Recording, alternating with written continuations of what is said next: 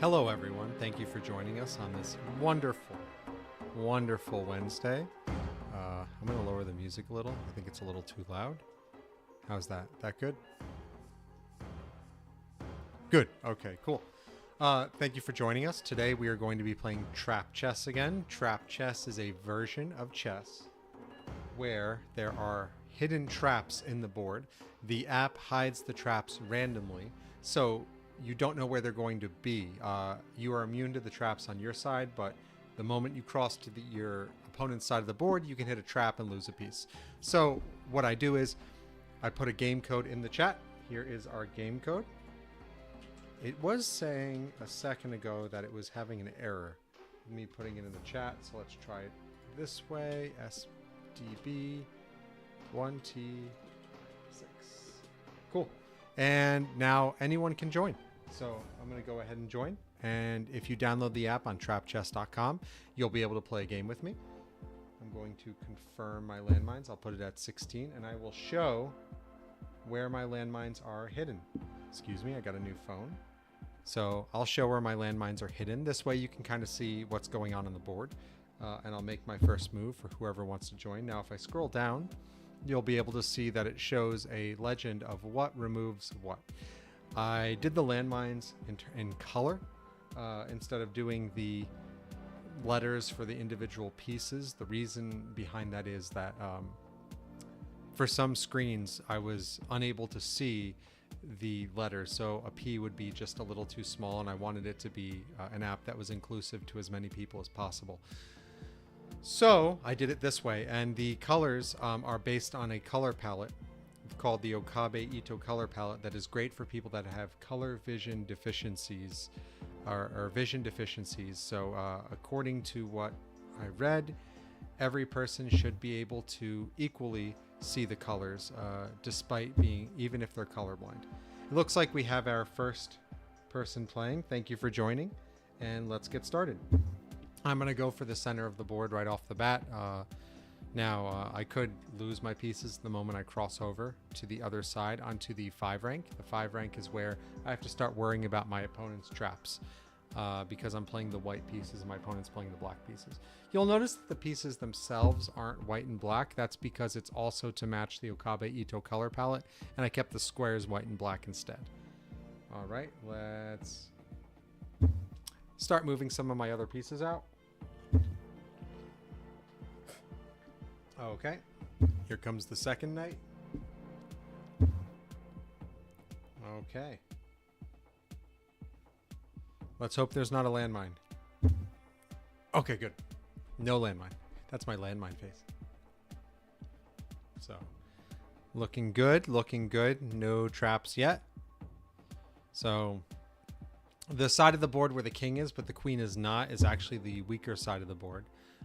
Oh, my opponent is offering me an en passant. En passant, you'll see if I click the e5 pawn, I have the option to take the pawn on the f6 square or move to d6 even though there is not a piece on that square. The reason being for this is a move called en passant. It means in passing, so the turn immediately after my opponent goes 2 squares, like they did with their pawn from d7 to d5, I'm allowed to take it with a pawn as if it went 1 square.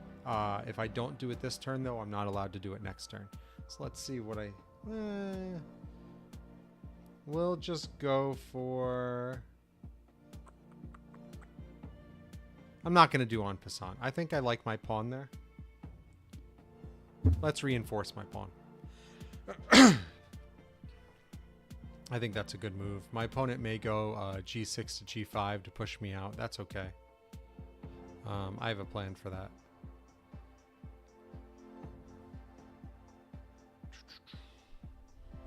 The plan is basically to retreat, because if I try to retreat to like g3, then they'll go h5 to h4, and then my bishop will literally be stuck, and there's nothing I'll be able to do. So let's do that to block so that my bishop can stay on that square for now. So the g5 square is now protected by a pawn on h4, my bishop on f4, and my knight on f3. That way I have plenty of protection there in case my opponent tries to push their pawn up, and it's enough to control that square and apply pressure on their queen. if we do the take, take, take. All right, let's take a look here. They moved out their knights. So let's see. On my screen, I have like these red dots in my system running over the screen. So taking a look. Yeah, I have a new phone and it looks like it cuts off a little bit. I'll have to readjust that in the future. Okay, so let's see. If I go there, they can go there. All right, you know what? I want to pin the knight, but I know they're just going to go pawn c7 to c6, so that won't work. So instead, I think I'm going to... we got to start taking, right?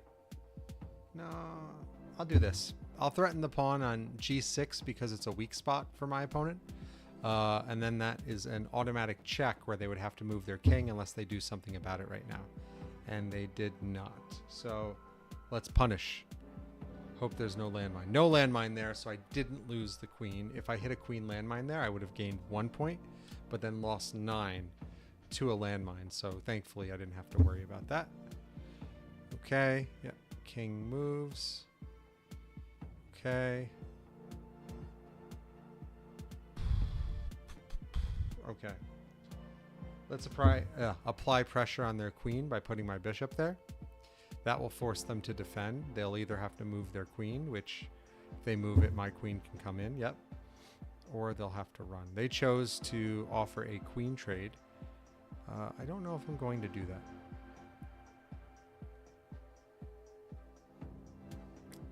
So my thought process was if I go knight to e5, protects the queen, and then if they take, I take back, and it's a fork, and I get the rook in the corner. However, they'll just take with their knight. Then I'll take, and I have nothing else protecting my queen, which isn't really good for her. So I think I'm just going to take. Let's just take. Oh, queen landmine. Goodbye, queen. Good move, good move. You don't have to move your king now. Normally, in that situation, my opponent would have to spend a turn using their king to take back my queen, but the landmine did the work for them so they can do anything they want. This is one of the things that lets you get new board positions in trap chess.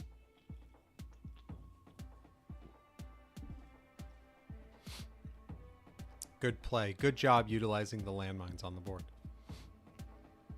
So let's see what's next.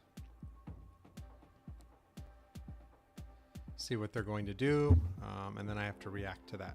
Okay. I don't see a reason to take the bishop. I'd rather they take, and then I can open up my rook or take back with my knight. But what I can do is, let's get my rook into play. The center seems pretty open, which seems pretty good for my rook to come out. So I'm going to focus on that.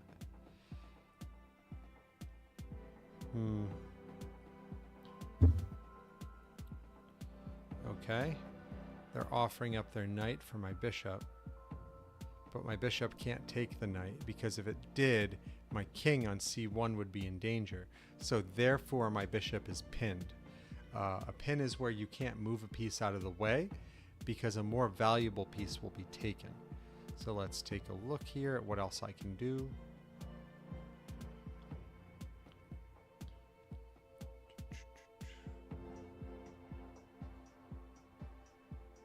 Okay.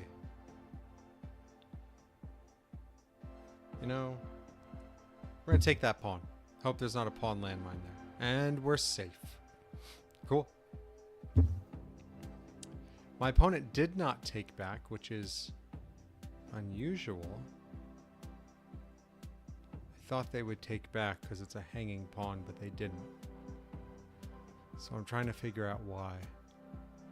But instead, I'm just going to move my my king out of the way. They can take the pawn now if they want. They have two pieces attacking it. That's totally fine.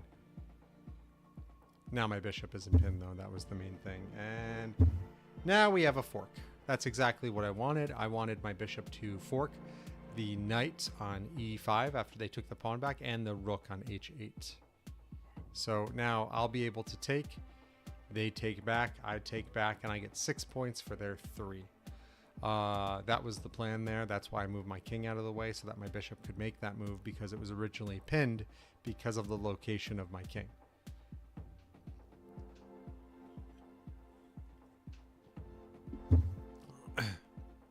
Cool.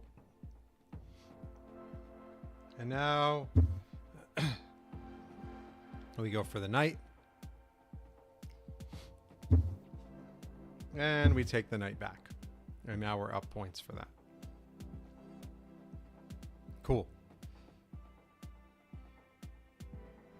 Now, I'm going to apply pressure on that rook again with my bishop. With my two bishops hitting those diagonals right next to each other, it's pretty strong. I don't think my opponent noticed. So I'm going to take the rook. It's a really powerful piece. The rook is worth 5 points. It's the second most valuable piece after the queen, not counting the king, because the king is worth infinite points.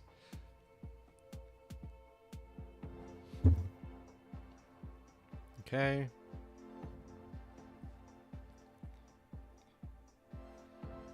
I'm going to put my bishop here.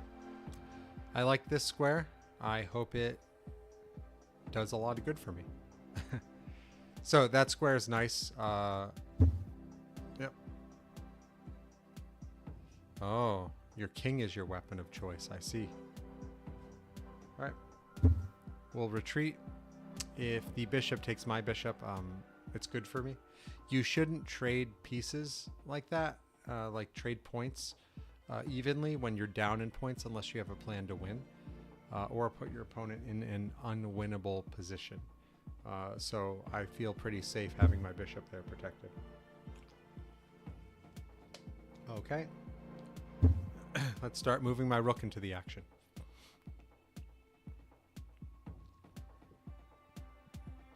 If I can get my rook to go after their king, that'll be pretty good for me.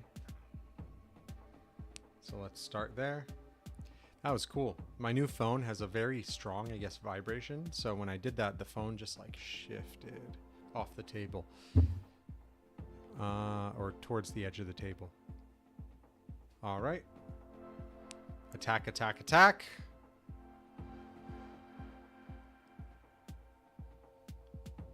Yeah. The only way to block that is with the rook. So we're going to take the rook now. Check again. And here we go. We're going to try to push it towards checkmate now.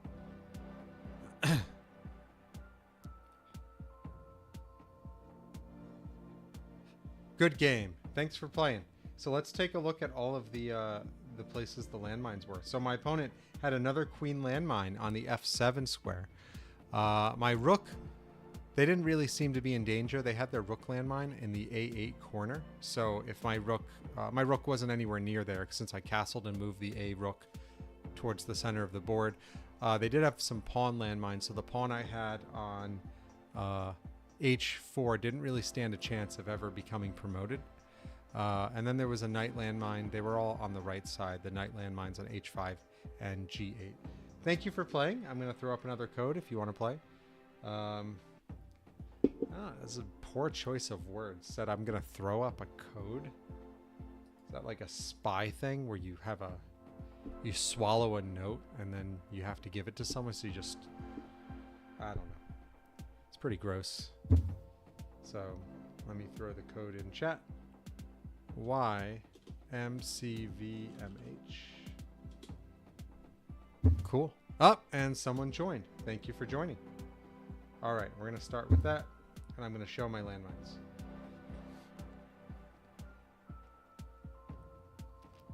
The music is catchy to me. It's really good at focusing, which is helpful. The music was created by Mark Shark Anthony. The information for his website can be found like in the description on my YouTube videos that use the music. Thursdays have it because I play clips from the app with the explosions. So, all right, we're going to do that and immediately start attacking the rook.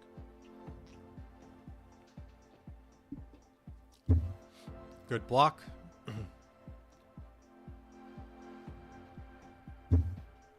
All right, and now we're going to block my initial attack. And there goes my opponent.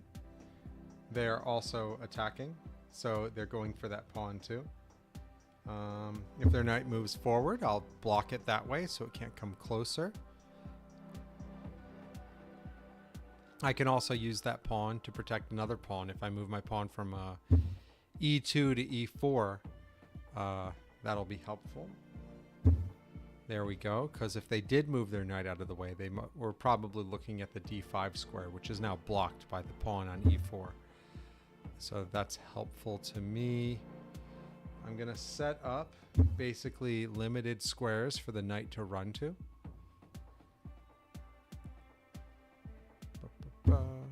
Okay, cool. Okay, they're trying to push my bishop away. Understandable. The bishop is having a good day. He's feeling bishop right now, but because of what just happened, he's feeling a little bish down, so we're going to run away. I shouldn't have probably gone back to my starting square. I should have probably put it somewhere else. Maybe like d3 looked pretty good, but that's okay.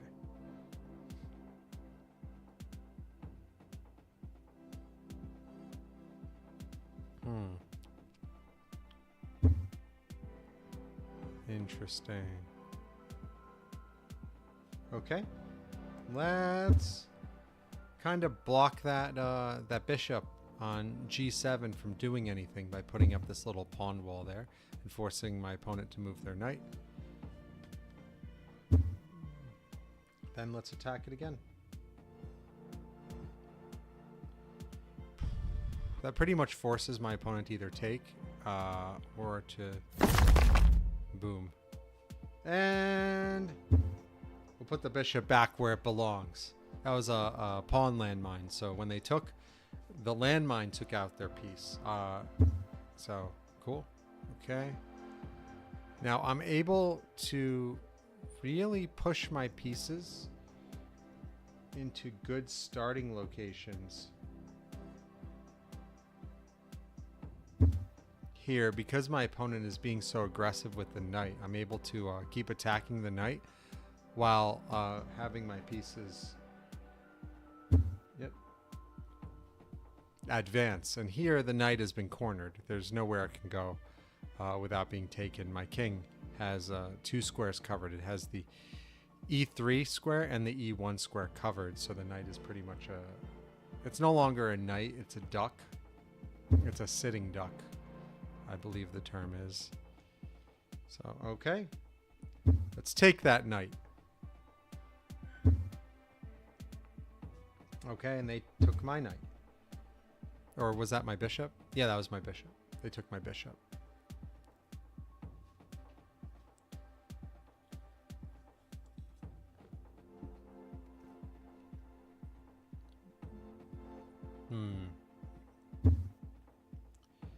Okay, what's next? What's next?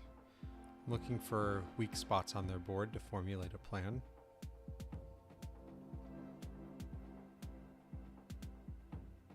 Okay, I do see a problem here if it goes take-take with those pawns where my queen isn't protected, so we'll fix that by moving my knight out of the way. That way my rook on h1 is protecting my queen on d1. Cool. We'll take back. No whammy. Cool. If there was a pawn landmine there, my bishop would have been taken for free on the b2 square, and I would have lost my rook. So thankfully there was not a landmine there. But that's one of the things that's kind of cool about trap chess. So normally in chess, you're able to open up X-ray attacks from the squares you move from. But in trap chess, if a trap activates, it also opens them up on the square that a piece moved to. So it's a completely different type of strategy if you're anticipating traps or when you're planning for traps. So let's see. My opponent moved their queen there. They didn't want to do the queen trade. So let's see. I have an idea. So they're targeting my bishop on b2. We're not going to let them. Instead, we're going to use the bishop to attack. It's protected by the queen and the knight on that square. and that'll force my opponent to run away with their queen. By attacking them and forcing them to make moves to protect their pieces often, I'm able to continue to move my pieces out and advance them into square positions that are more helpful. They went for the square as if my bishop didn't move, so we're just going to go back and take the queen. That's okay. That was a blunder. It happens.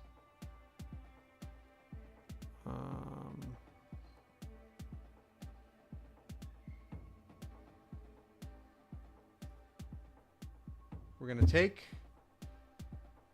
No landmine. I thought twice now there would have been landmines there, so that's interesting there wasn't. All right, let's move this rook into play. The rook has an X-ray attack set up on the king now, so the moment my knight moves away, the king is in danger. So I'm thinking I'll put my knight on like F4. That'll move it closer to their side, where I'll be able to then hit the G6 pawn and open up another check. Well, unless they do that. But that's okay. Still have options. Let's go. We'll still do the F4 knight move.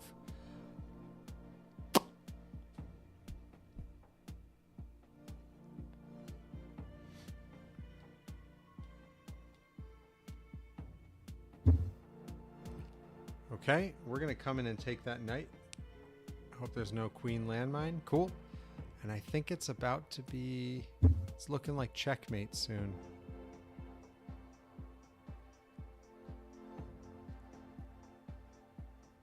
Yeah, okay.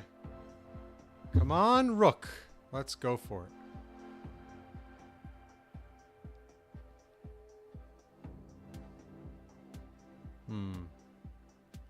And thank you again for playing with me, whoever's playing with me. This is, it's a lot of fun. It's helpful. I appreciate it.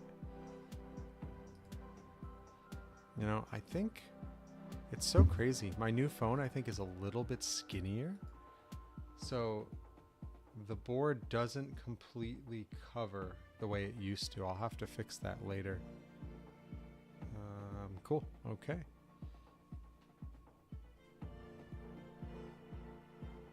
Check. And next move should be mate unless there's a landmine. No landmine? Alright, good game. Good game. Let's see where the landmines were. So there was a queen landmine on e6 and a queen landmine on a5. I was close to the e6 square a couple times, so I could have lost my queen. There was a rook landmine on e8 and d7. So my rook was one square away when it was on e7 from getting blown up, which is crazy. So if it was just slightly different, the game could turn out differently. So thank you for playing with me. That was a lot of fun. Let's do another one. I'll throw another one in chat.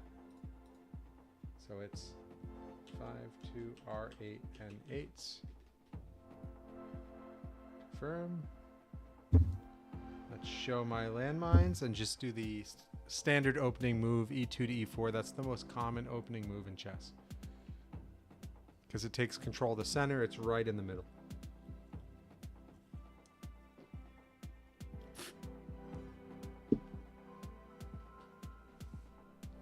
All right. I'm having a lot of fun playing. Thank you for playing with me. So my opponent has joined. You can tell when someone joins because you hear the thump sound, and then you see that they've chosen their number of landmines. It stays blank until someone actually joins. All right, we'll move the knight out.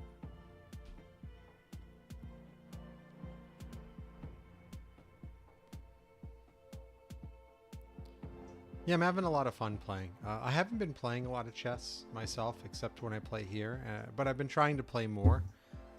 Because I know how, like, it's fun. It's fun. It's good for your brain. It gives my wife a break. She goes, "Oh, you're playing chess? Okay. You're calm. Leave. Good. Keep doing that." And then she reads. So, let's see. Go straight for the knight. Why not? We'll go early. Early attack. We'll just leave it there and see if my opponent pushes it away. If they do, I'll take the knight. If they don't, I'll just have it sit there. Okay. Interesting. Okay. We'll put my knight there. Threaten the pawn and their knight. They're threatening my bishop, but my bishop is protected by my knight. They also have it where if I move my queen away, they would have been able to fork me on the c2 square. So, interesting. They're adding protection to that knight.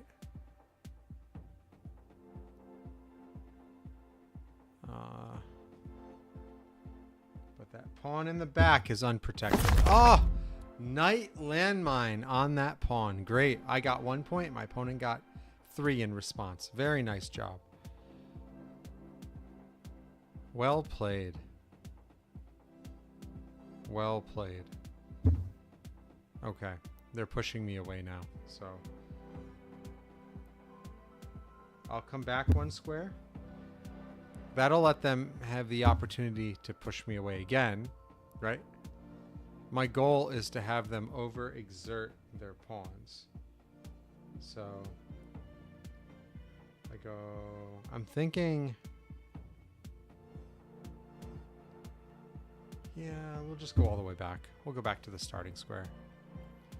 Hitting that knight landmine set me back quite a bit, but that's okay. That's how this works. This is trap chess, so you have to be careful of traps. Sometimes you can anticipate them, sometimes you can't. So, thankfully, there's only 1 more knight landmine on my opponent's side of the board, so it's unlikely I'll hit the second one with my piece. Huh. It's like they're trying to block my queen from coming out. That's what it feels like. Which is interesting.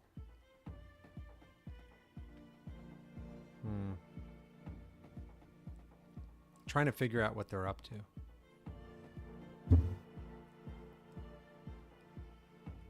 What is it that Patrick Starr says? The inner workings of my mind are an enigma. Is that what he says? The inner workings of my mind are an enigma. And I'm just here trying to figure out my opponent. Okay. Let's go here. Interesting.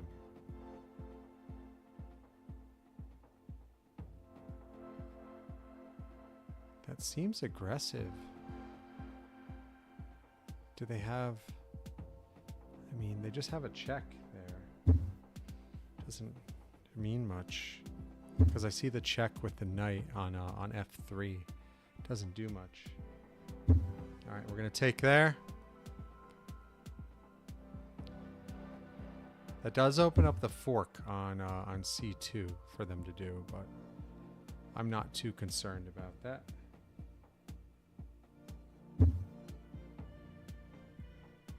Okay, move my queen to a safe spot. I wasn't concerned because I had a knight landmine there. Boom. Now we've both had knight landmines. It feels... Redemption! This was for my knight. Take that, other knight. Okay. And now we start executing the plan. So we go here, which attacks the queen, but opens up the bishop on the g2 square to hit the rook on a8. So one of those pieces is mine.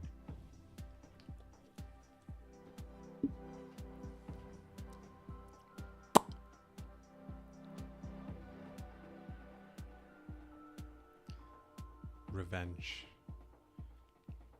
What do they say? Revenge is a dish best served cold. But I don't know. I like hot food. That's why it was important to get that knight quickly. Okay.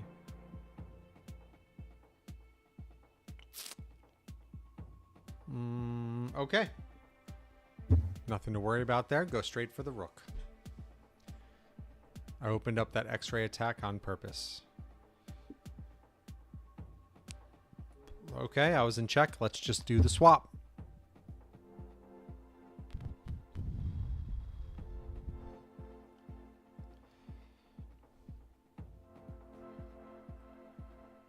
Okay, we'll do this to block those pawns from moving forward and also attack that pawn on g5. I'll keep my bishop on the a8 square right now. He's doing a great job. He's just looking out. They did not protect the pawn on g5. It worries me. It makes me think there is a bishop landmine on g5. Because my opponent has showed competence using their landmines now. Considering we've both lost pieces to landmines. And I think it's the same opponent as last game. And they did a great job at using their landmine to remove my queen. So now, how about this? I want them to overexert their pawns again. Because coming closer with the pawns increases the likelihood of hitting a trap. So that worked. That's exactly what I wanted. And now I'm going to retreat. Okay, yeah, that looks good to me. So I still have my bishop in the corner on the a8 square. I know it's safe there. So if I move it out, I'll probably want to move it to my side of the board to reduce the risk of hitting a bishop landmine. But I don't think I have to move it right now. So I'm just going to kind of react to my opponent's moves. They want to swap rooks right now. I'm going to say yes. Specifically because we're tied in pieces except for the rook. So now I have a rook and they don't, which is pretty helpful for me. Okay. I think it's time.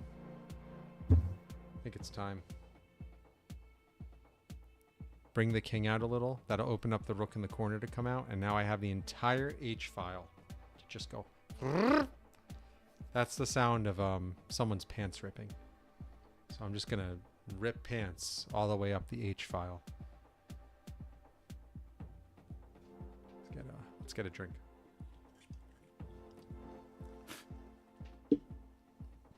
I'm not very good at sound effects.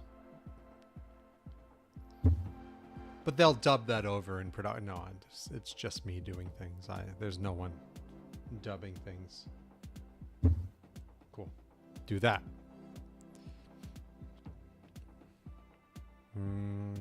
Attack that bishop. Boom! Landmine. So. Okay. Bishop is mine.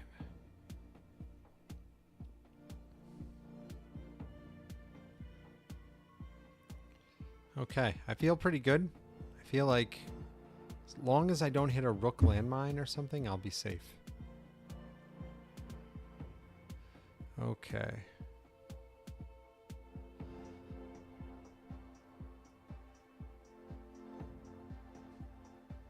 Let's start pushing. Let's push.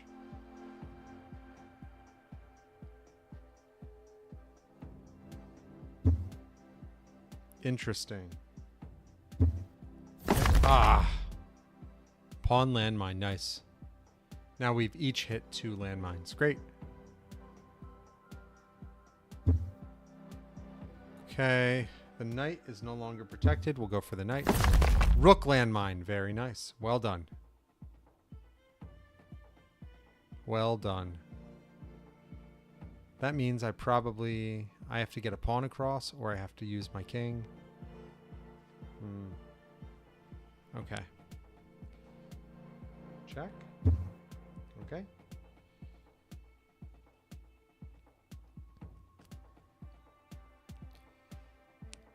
Check. Okay.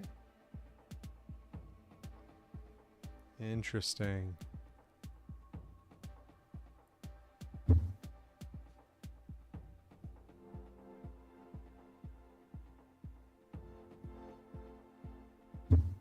All right, I'm going to take a pawn too. We can do trades this whole time. That's right. Boom. Goodbye, pawns. I think I have enough to checkmate. You only really need a bishop and a knight. If if you know what you're doing. But I don't look like a guy that knows what I'm doing. So we're gonna just aim for that pawn. Just get it out of the way. And then maybe my pawn can go across. Interesting. Really want to protect that pawn, I see. All right, we're gonna start moving. Oh, good game. Let's see. Yeah, I don't know. You might have had a chance. You had, well, the one knight landmine on f8 didn't really stand a chance of getting my knight. Your other two ones were, oh, they're both on the white squares. Okay. That makes it difficult. Oh, yeah, and then my pawn is literally, if I ran my pawn up, there was no stopping it. I see. Yeah, good game. That was a good game. So let's play another. I'm going to keep throwing these in the chat, and people can keep playing with me. This is fun. Join. I'm going to play, I think it's the same person. I'm going to reduce my landmines down to 1. And I'm going to keep it hidden. So, all right. If you didn't see it, then you won't know where it is. But I know where it is.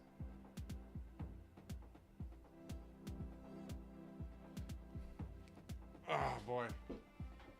That's right. My shirt is Cookie Monster, eating chess pieces that look like cookies. I feel like each time I've seen a Cookie Monster shirt in the wild, it's been a fantastic shirt. So, and this one is chess related, so I thought it was perfect for the stream.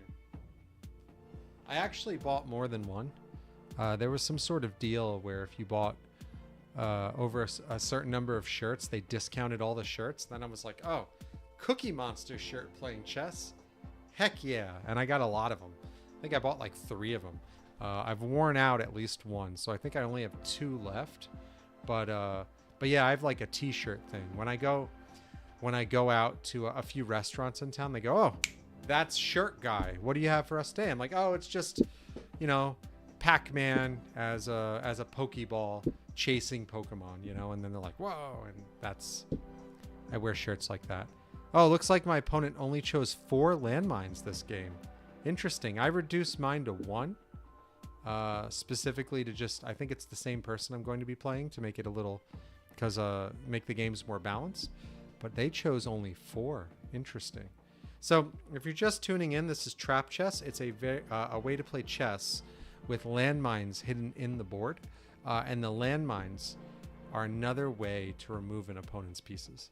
So, okay, I'm ready. Made my first move. Waiting on my opponent.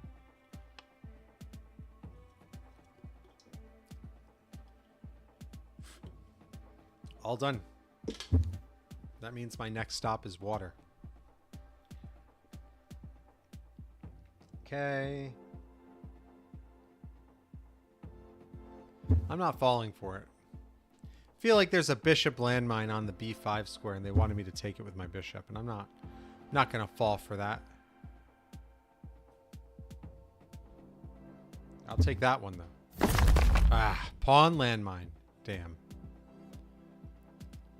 Just like Beaver's build. You ever bite yourself and then, like, when you're eating and then it gets swollen and then you keep biting yourself in the same spot because it's more swollen? Yeah. I did that recently, and it's a real bummer when that happens. Because now it slows you down, and, like, I want to eat fast. I want to get it in there quick. I need my energy. Interesting. Okie doke. Let's target the queen.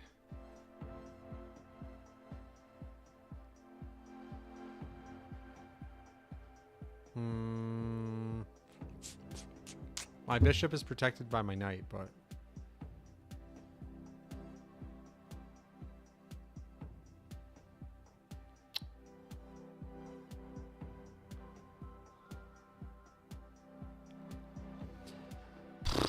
I don't think I want to take the bishop.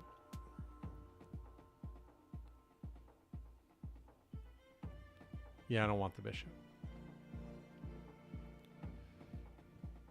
So, what do I do here? What do I do? If I don't want it, what do I do? I think I just got to take it. I started this nonsense. I'll just follow through with it. I was looking at a few different lines to somehow get my queen over to g7, and taking the bishop blocked that because I assumed they would take back with their queen and put it right in front of their king. But I mean, yeah, it's okay. It's okay. Okay. I have a plan. It's always good to have a plan when you're playing chess. That's why plan and play are only one letter away from each other, a Y and an N. So you could be like, do you have a plan? And if you don't, then it's an N for no, which means you don't have a plan. I don't know what I'm saying.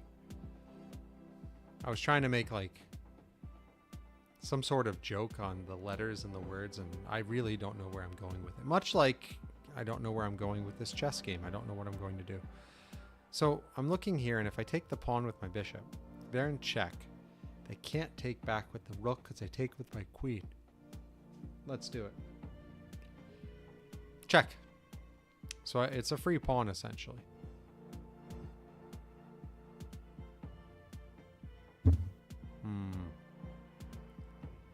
Okie dokie.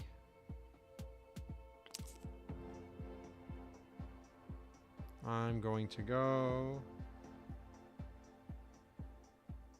here. I will attack the bishop and block the knight from being attacked. And then I can use my queen to take back if need be. Excuse me.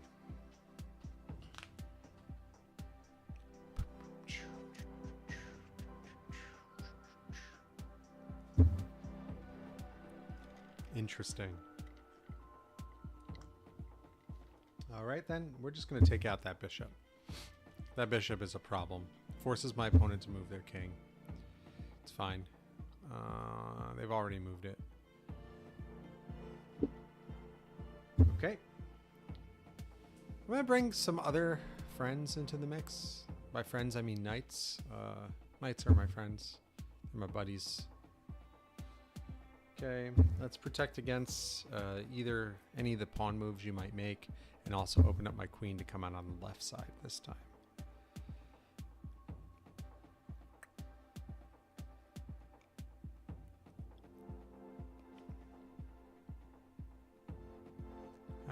I don't know what to do.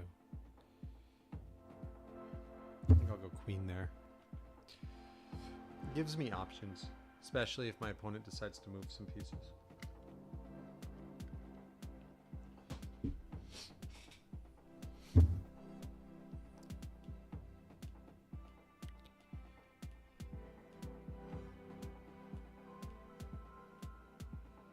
Okay, let's see. I'll just do that.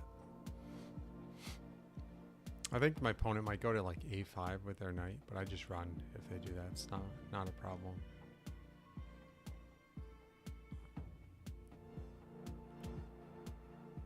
Yeah, and the knight is kind of just sitting there, so I can eventually put pressure on it and attack it. It's not too bad.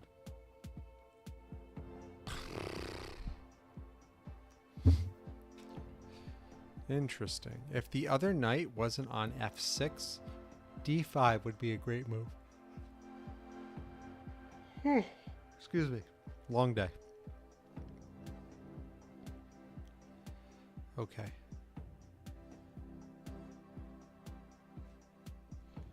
I think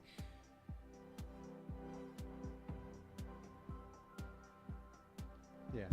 Let's bring the rook into play. Set it up so it's targeting their queen through the pawn. And then I can come after that pawn.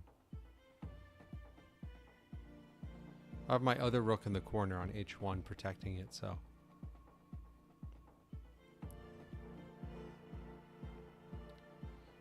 So I'm only up by one pawn right now. So the game is pretty close.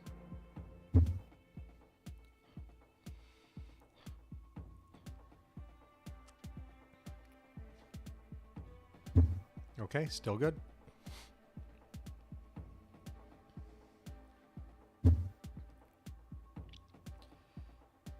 Interesting. Why would you do that? All right. We're going to retreat. Even more protection on that rook now. It also opens up f3. Here. Opens up f3 for my queen, which is a pin on the knight. On c6, so.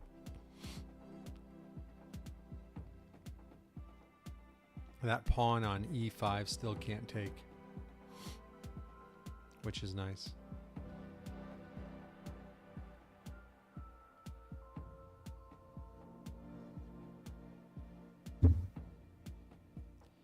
Interesting.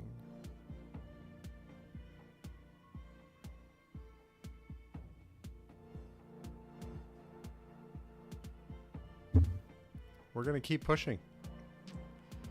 Put even more attacks on that center area. And now I have 2 pawns. I can push at any time. Oh, you did it. Why would you do it? That's your queen. Okay. It's good for me.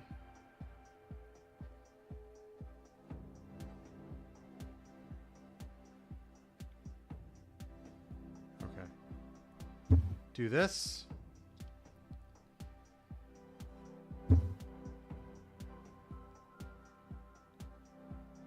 Interesting.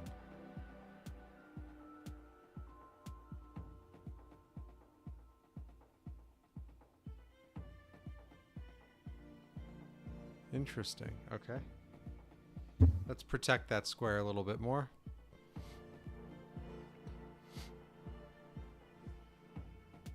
Also protects the pawn. So the reason I wasn't concerned about the knight taking the pawn was because I had d2 to c4, which is a check, and then I get the knight back when I take it with my queen. You know, or my opponent runs their king closer to protect the knight, and then I can just pin it. So I wasn't too concerned about that move.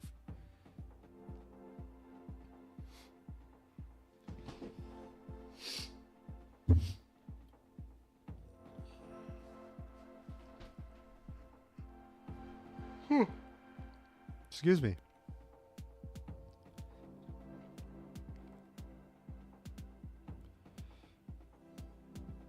Okay, we're just going to do this. I don't want to get checked.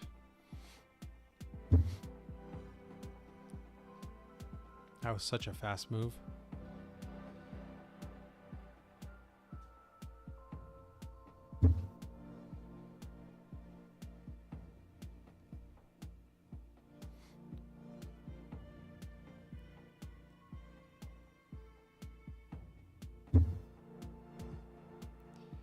Interesting.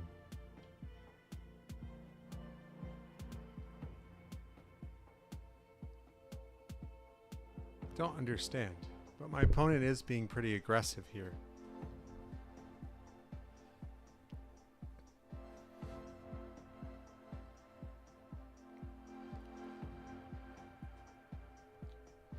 All right, that should stop all of those problems.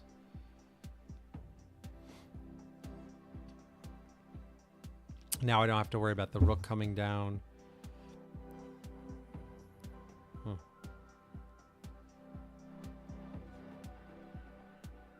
going to take... I don't have to worry about the rook coming down and making it so my queen can't move because my king would be taken.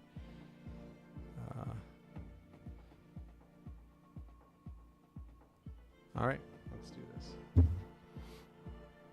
It's protected by my queen, so I don't have to worry. And then I always have the move to d4 with my queen, which is a fork on the knight and the king. So pretty good move. Yeah, I still have that move. So let's do it. Check. So the knight is mine.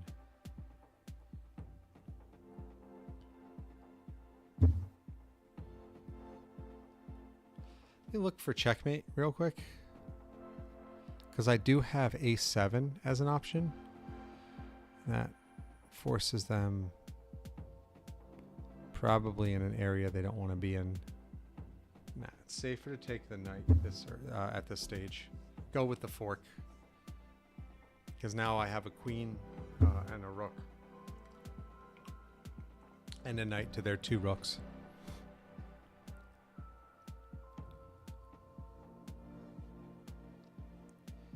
Okay.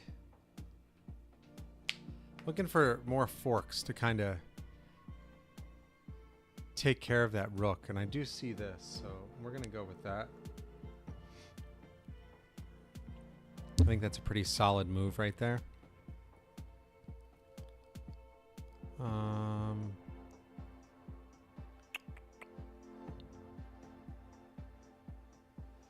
Yeah, they didn't really have much of a choice there. They had to do something to defend. All of their pieces are currently defended, so I can't do anything about that. But what I can do is work on bringing down everything in the back. So if I just dismantle this pawn structure, I should be able to go for the win pretty easily. Oh. That's how it is? Okay. That's how it is.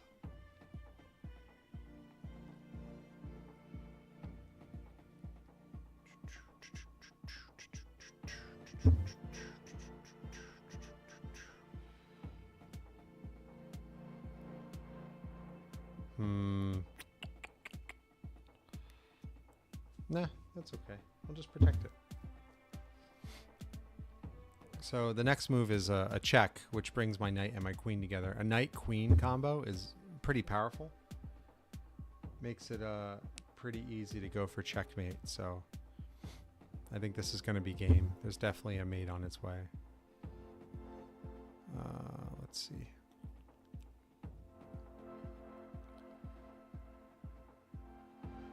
Yeah. Okay. Check. Take out that pawn. Cool. Check again.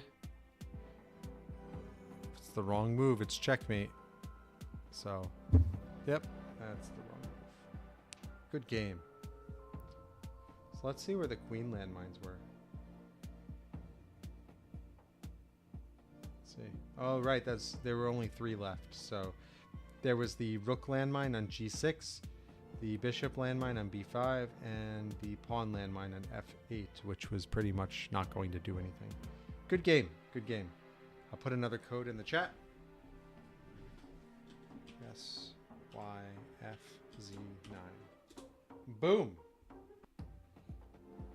Okay. I'm going to take less landmines because I won a few in a row. But my opponent should take a maximum if it's the same player. That way we can have more of an even game through the balance mechanic of trap chess and taking a different quantity of landmines. So let's see. Okay. Okay. I know where mine is. I don't know if they know where it is. So, okay, ready? Here we go. Thanks for joining. We're going to play a new game. Now, if you have any questions, feel free to ask in the chat.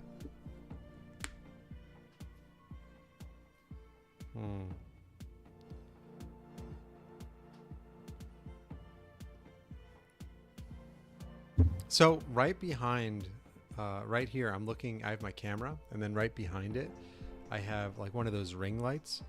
And I got a haircut yesterday, and it shines so much off my forehead. It just reminds me that I'm getting old and I'm losing my hair. But that's okay. Aging is beautiful. It really is.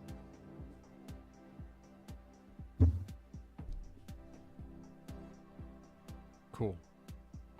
Okay, I'm gonna just focus on taking control of the center, and I'm gonna be careful because I only have 1 landmine and my opponent has 16, so that's a big difference.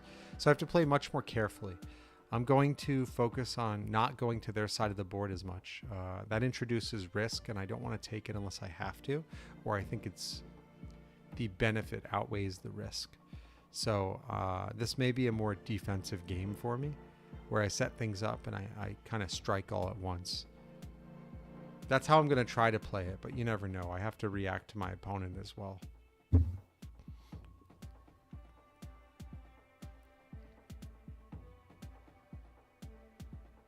I guess I'm taking it. There's a trap there. There's a trap there. There's nothing I can do. Oh boy. I have an idea. See if this works. Boom. I was like, yeah, I'm gonna be reserved, and then I go right out of the gate. Aggressive, aggressive, aggressive. And it worked. So this was not an attack on the king. It was a fork with the king. So the attack was actually on that pawn on e5. Now that the pawn on g7 has been moved up to block the check, that means that I can get the rook in the corner by doing another fork. You see? So that move there, my opponent only had the move to either move their king or move the pawn up. They had set that up on themselves. So it let me do this and actually be up a rook with my queen behind enemy lines now. They could come in and check me as well now, but I'm in a much more advantageous spot than they are. And now I just focus on defense. So yeah, okay, that'll work. So there's two pieces attacking that pawn in the center now. So like, let's take a look at it. If the queen takes the pawn on e4, it's also attacking the c2 pawn. So that's two pawns I can lose for the price of one, unless I move my king over. But usually I want to block instead to give myself the option to castle, considering their queen is so close. Now they have their knight also attacking the e4 square. So a good strategy for me here would be to defend that pawn, so if they take it, I at least am up points. I think that's what I'm going to do. Yeah, let's go ahead and do that. I'm going to defend it with another pawn. It mitigates my losses if they decide to attack through the middle, and they're going to lose more points. Also, that knight right now is blocking my queen from escaping, which is good. So it can't be used in an attack without letting my queen out. So, okay.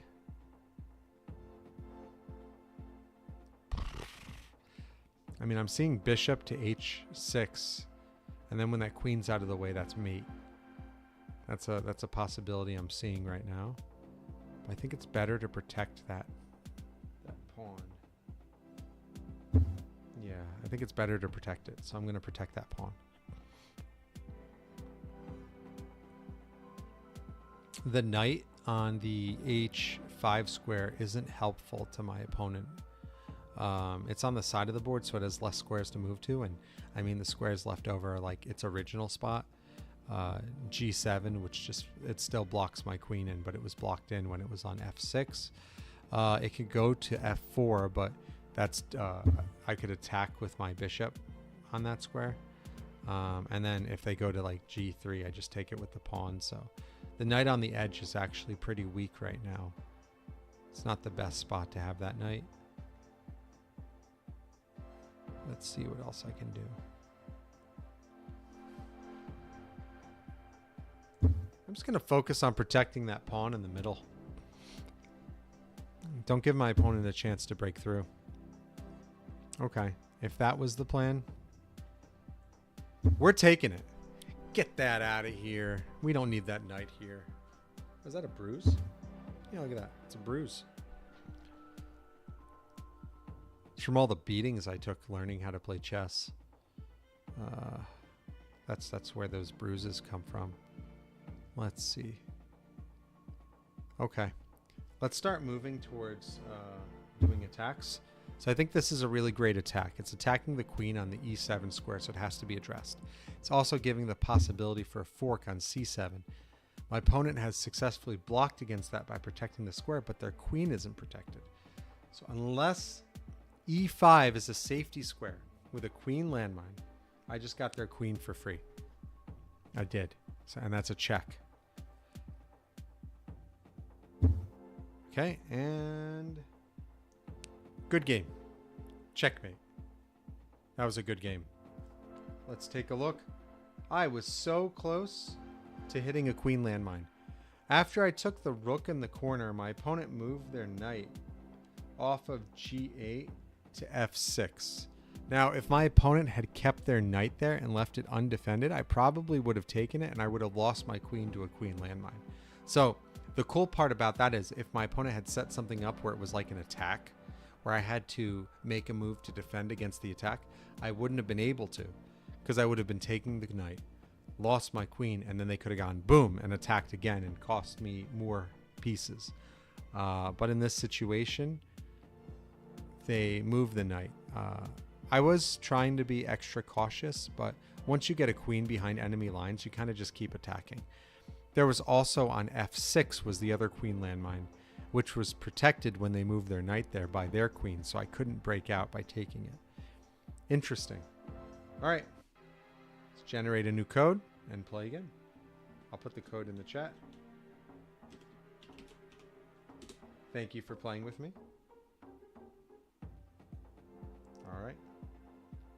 I'm going to decrease down to 1 again. Okay. And I'll start with that. Thanks for joining.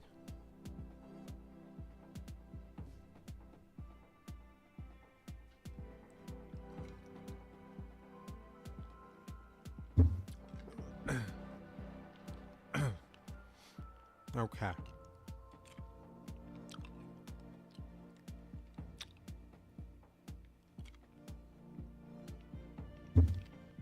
Okay. We're just going to put up some blockage for that. The potential of that bishop coming out.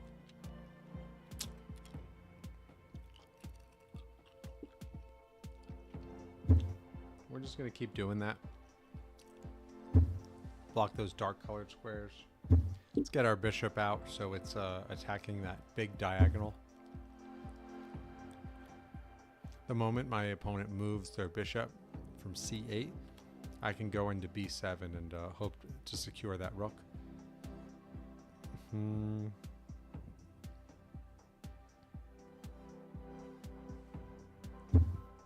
We'll keep going, move the knight out.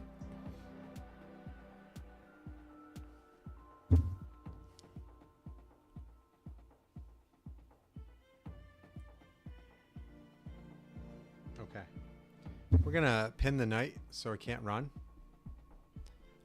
That knight is now stuck because if it's moved, the king is taken. So it's against the rules of chess to move your king into danger. So, okay, and my opponent didn't like that.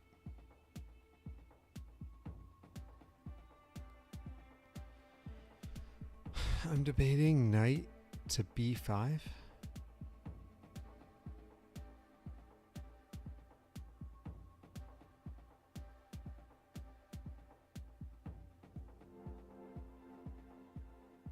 No, I think it's best to retreat my queen. So I'm going to put it back.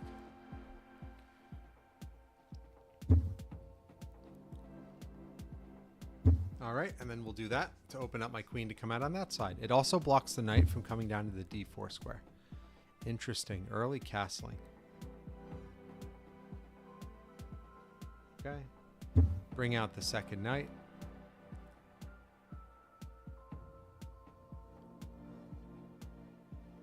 Yeah, you'll notice I'm not crossing to my opponent's side of the board frequently or at all this game yet because they have 16 landmines and I only have 1.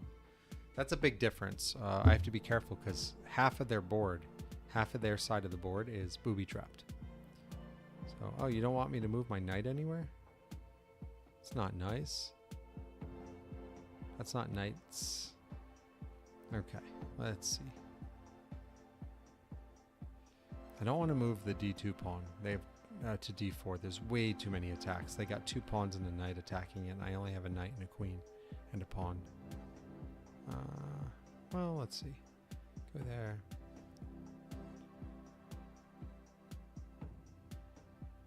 It would be pretty much even.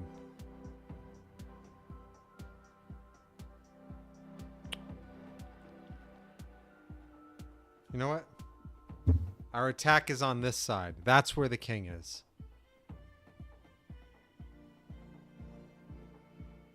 That's where we're attacking.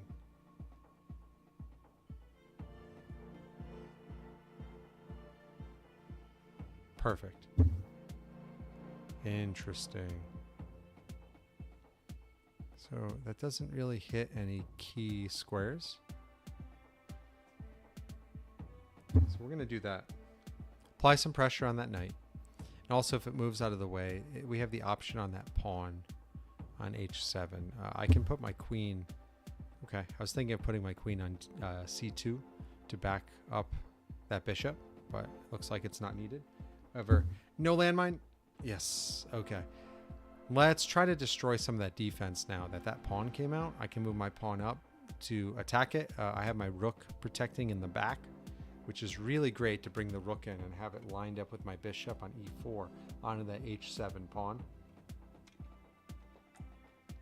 My opponent definitely wants to protect that h7 pawn. Okay. Oh, so they're going after my unprotected pawn. That's okay. I want to give my bishop a place to run, so we're going to protect it with that pawn. They still have that problem to deal with, so that hasn't changed. So we're not going to do anything there.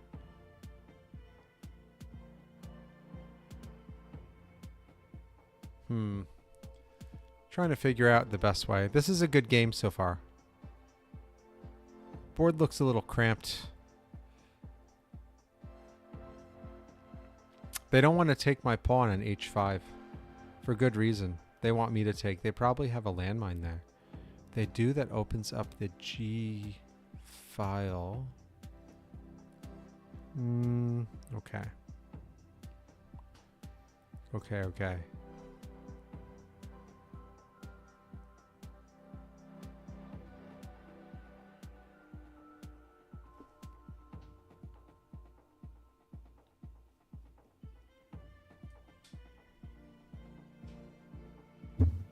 I'm going to do that. Retreat a little bit. I think it's for the best. Give a little extra protection to the g4 square so I can push my pawn up. If I push my pawn up there, it'll force the knight away. I mean, if the knight goes to h6, I could take with my pawn, then come in with the rook and take the knight. If the knight goes to g7, I can push my pawn up to h6 and attack the knight that way, which is a really great way to do it. I also still have that my dark squared bishop on c1 isn't really doing anything, so I'm trying to figure out a way to get that into the fight. So the only thing blocking that long diagonal from like b2 to h8 is that pawn on e5. That's an interesting move because it opens up. Let's see, I have a pawn attacking that square, so I get 1 point. They take back, they get 1. Yeah, I have more attackers than they have defenders. They have 2 defenders, I have 3 attackers, so I'm gonna take. So that's a fork right there, so it has to be addressed.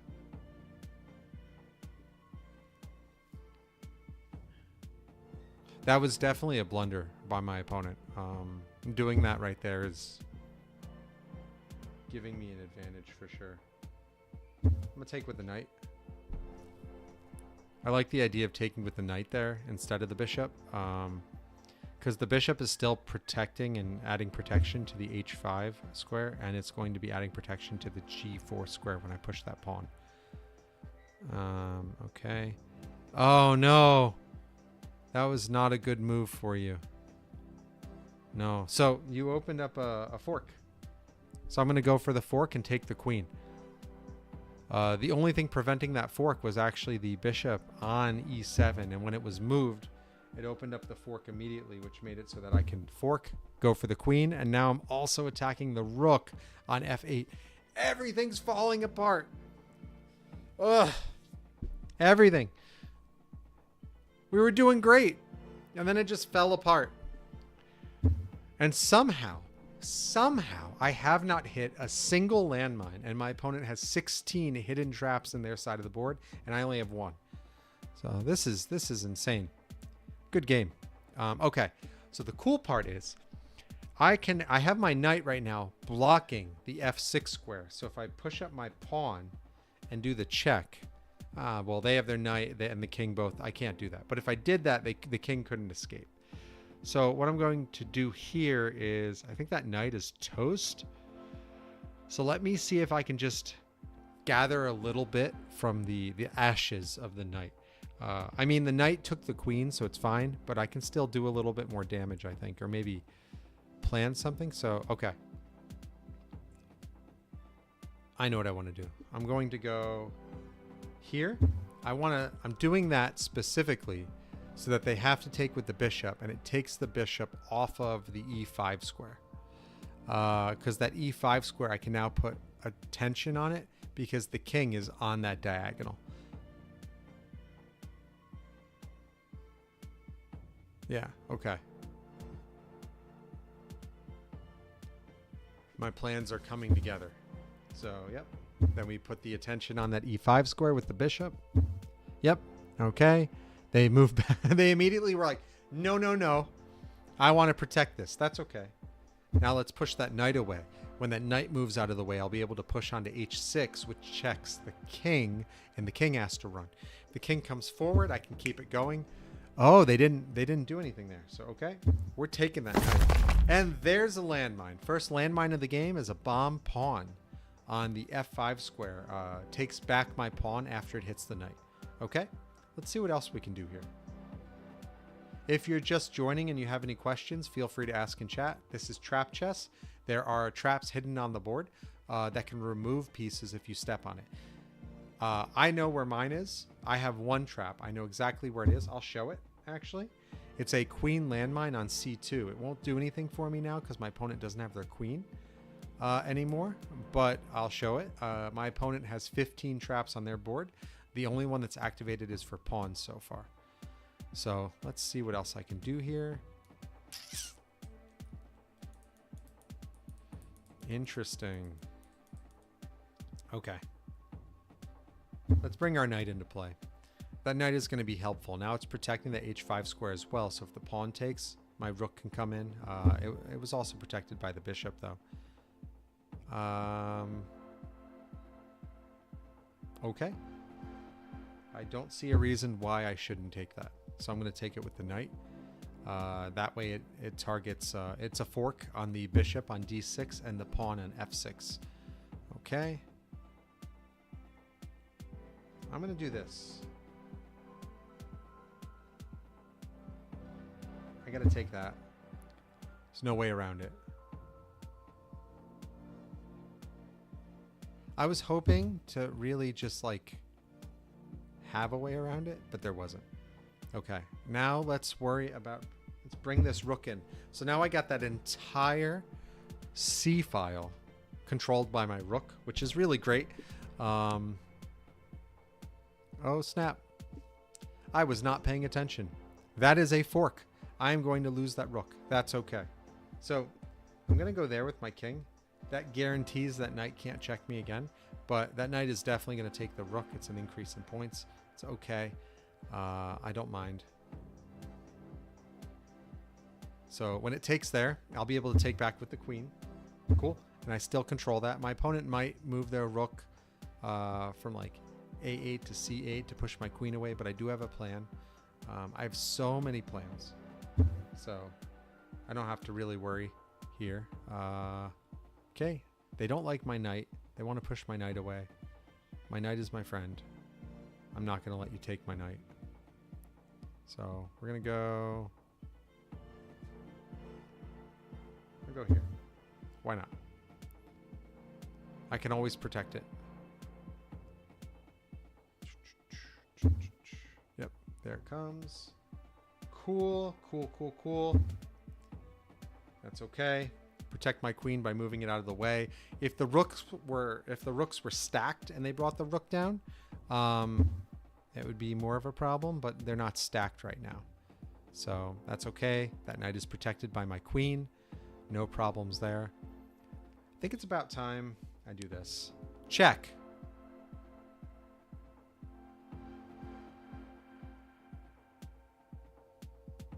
And this is a way I can save my knight. So thankfully, I didn't hit a knight landmine. If I hit a knight landmine on the h7 square, it would have exploded and there would have been horse bits everywhere. So I'm happy we don't have to worry about that mess. I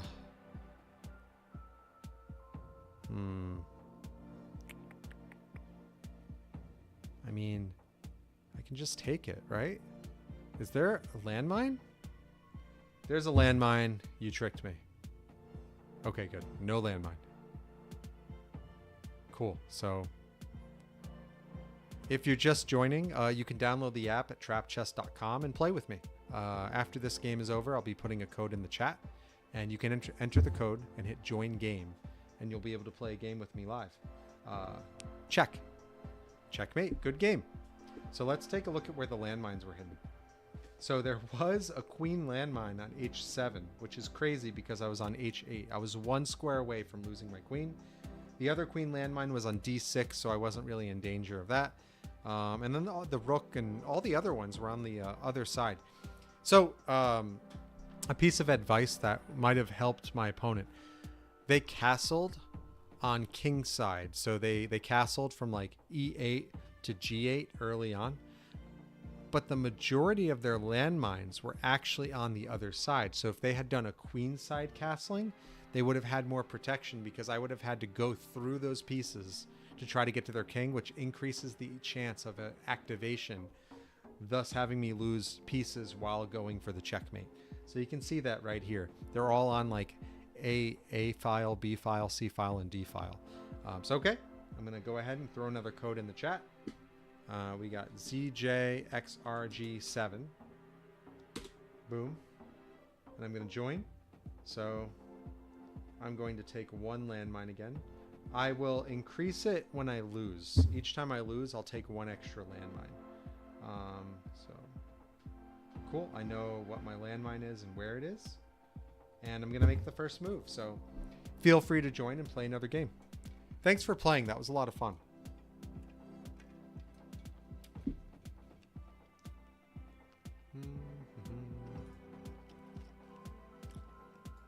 Yeah, and if you have any questions about trap chess at all, throw them in the chat. I'd be happy to answer anything. Okay, and it's my opponent's turn.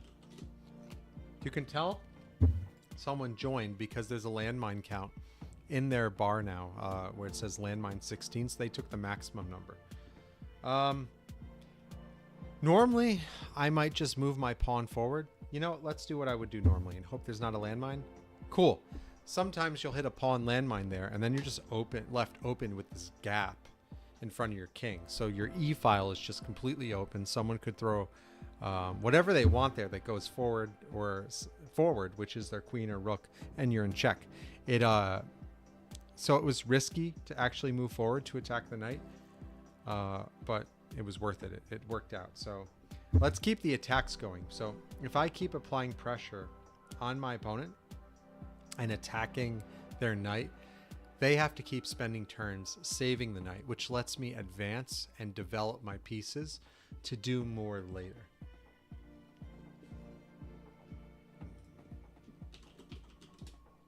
Also, I have a new dog. I have a puppy now. So I may be going in about 45 minutes or so to take care of my puppy. My wife just took care of her. She had to go. And so I don't want to keep her waiting because she's my baby. She's my angel.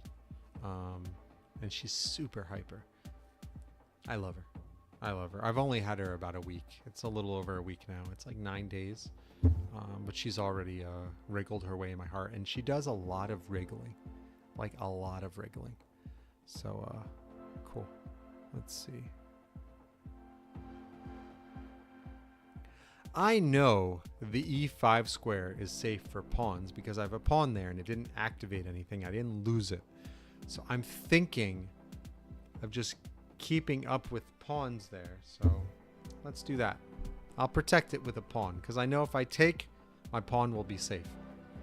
And I'd rather like have kind of like a pincer around my opponent. Can I get them both? Yeah. It's weird doing this on camera because you can't, you know, it's like mirrored. So like this hand is the opposite. I want to do a pincer attack. And then it comes together and it just forms love. I heard the new way of doing it is like this. What is that? It's the new way. But it seems difficult to do. Because you don't know how it looks from your side. It just looks like rubbish. Okay, let's see.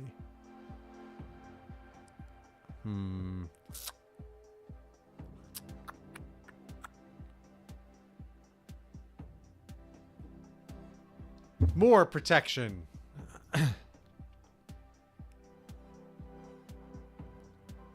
So normally you don't want to move the pawn on the F rank, especially early, because F2 to F4 is pretty weak. It opens up your king on the side where your queen is not, so you have less protection over there. However, I did it here because if you look, that's the dark colored square that I have to worry about. But my opponent has blocked their ability to come out on dark colored squares. So I don't mind doing that move. It looks like they're kind of doing an alternating pawn wall on the dark colored squares. So I should be able to attack with the light color, and I have all my light colored stuff open.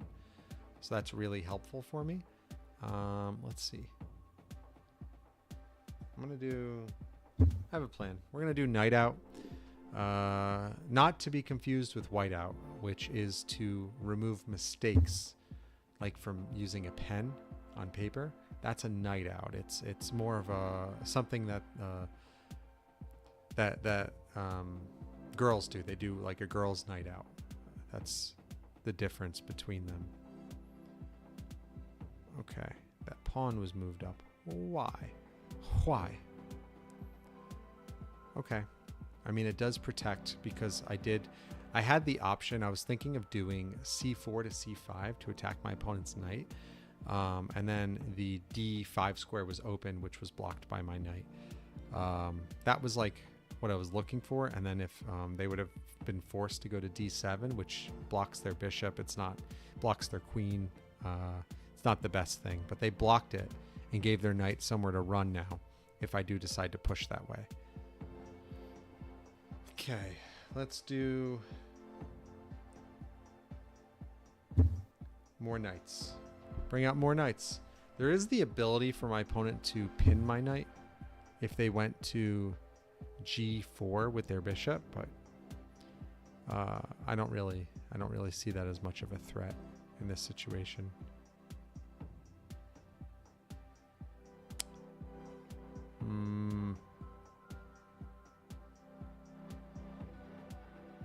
You know, hope there's not a landmine. No landmine. All right. We are safe. With a capital F.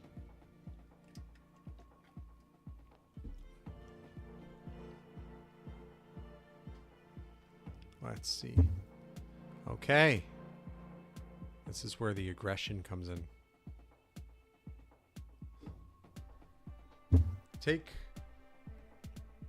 It's crazy. The e5 and d5 squares were safe for pawns. I didn't see that coming really.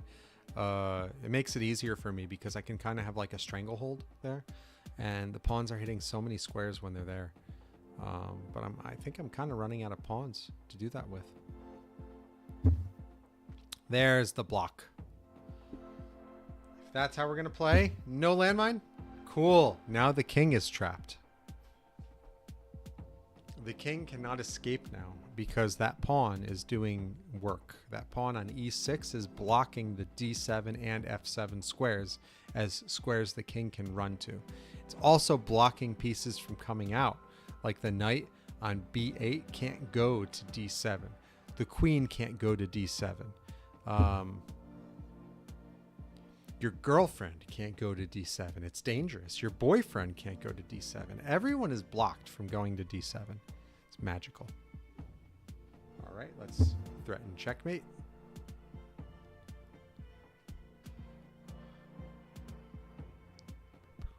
The music is like so calm and chill, and I'm so hyper. It's very contrasting. Let's see. I have that Beauty and the Beast song stuck in my head when they're like, bonjour, bonjour. Yep. It's the only way you have to move something so your king can run, or it would be game over. So good move.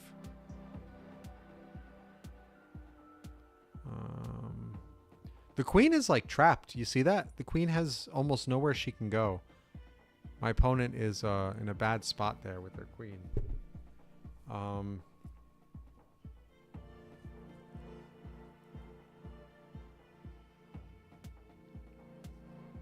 still thinking I could do the G6 square move, but I don't think that move is too fly.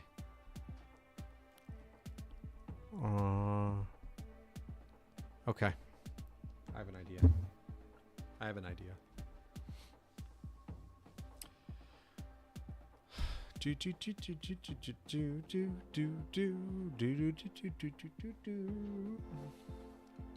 been told that I'm a terrible singer. I believe the words were, when I was singing, was, "Stop it. Think of the children." And the children were all going like this.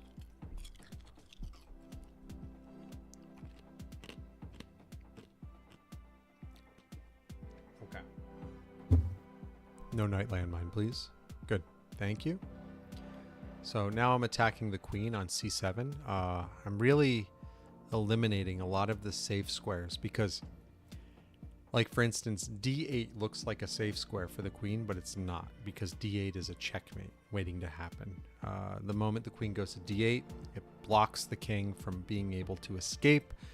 I put the bishop on g6, which is fly, and then that's a checkmate. Unless there's a landmine. There could be landmines. So the only safe square for the queen right now is c8.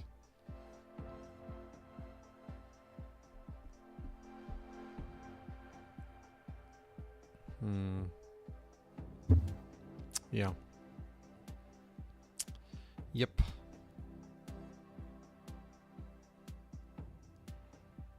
Okay. Now we're going to force you to make a decision on that bishop. I want you to take, because I can bring my rook out or my queen and set it up literally for the f7 square, or even push through further. However, I understand not wanting to take. Because look at it this way. I have the move for g6 to check the king, to push the king from e8 to d8. The king is protecting the bishop on f8, as is the rook on h8. Both of them are protecting that bishop. However, if I line up my queen and my rook to take the f8 bishop, that's two attackers, and then I force the king over. It's only one defender. I can go boom, boom, and it looks like it's going to be a checkmate. So, force you into a situation where you have to make decisions you don't want to make. So now the bishop can't really do much. It has to go into a place where it's not comfortable. So it's like sending it on Spirit Airlines, for example.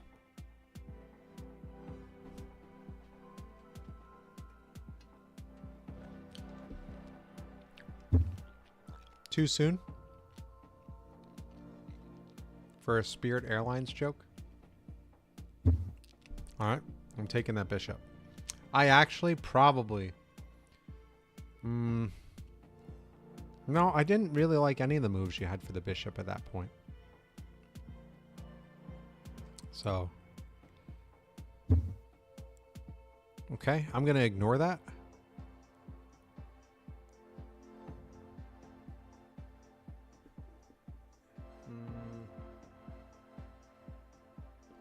Yeah, I'm not concerned about that. I'm going to ignore that.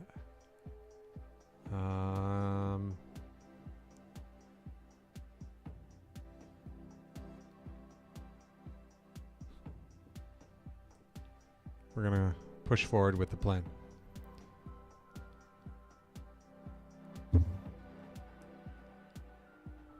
Okay.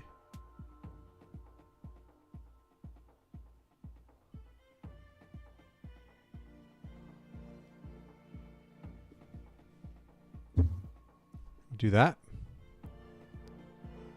So that looks crazy, but I have a plan. You're like, why are you giving away points like that? For the plan. It's all for the plan. Don't worry.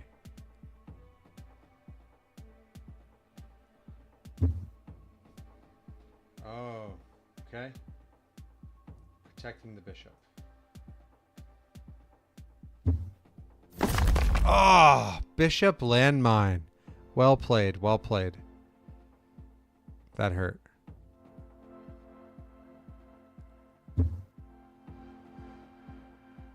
Well played.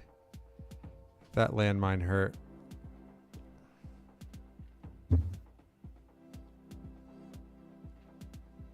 Yep. That was a bad move by me. But my opponent didn't see it, so I'm okay.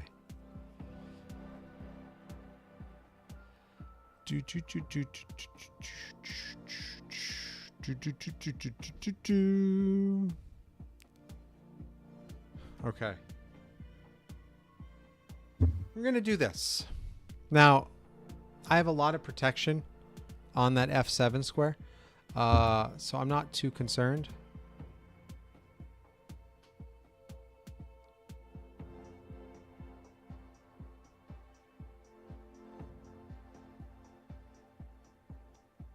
I have 1, 2. You have 2 attacking. You can't bring in another attacker, so I'm okay.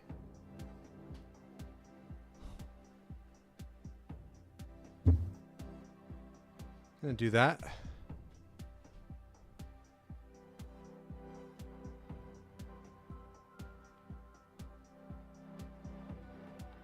Oh man, that bishop landmine really set me back. I gave up the knight thinking when I brought the bishop in I would go for checkmate, and then I hit that landmine and that was it. You really don't like my knight? My knight is my friend. Leave my friend alone. Leave my friend alone.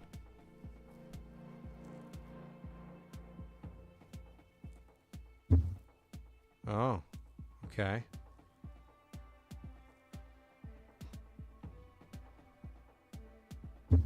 Boom. Let's do that. Here comes the plan.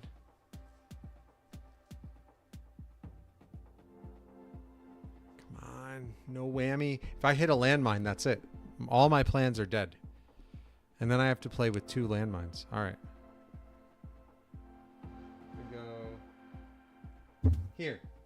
Because when I go there, I know that knight can't check me again. Also, I'm on the light colored square, so that bishop on h6 can't touch my king either. All right. Gonna go for it. Take a look at that move.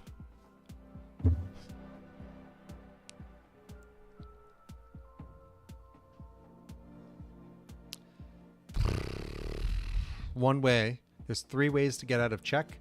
The first is to take the piece, the second is to block, and the third is to move your king.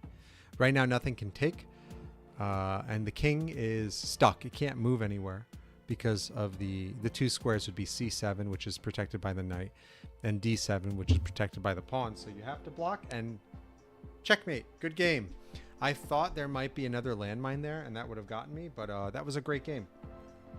So let's take a look. Oh, so the rook landmines were on g6 and e8. I was 1 square away from hitting that landmine and losing my rook.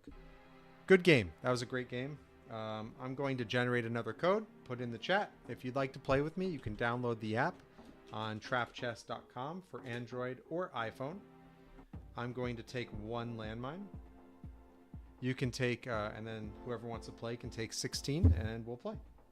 All right, I know where my landmine is. I will make my first move. Cool. Thanks for playing with me. This is a lot of fun, and I'm enjoying myself. I hope you guys are enjoying watching this too. You know, but enjoyment's different for everyone. So.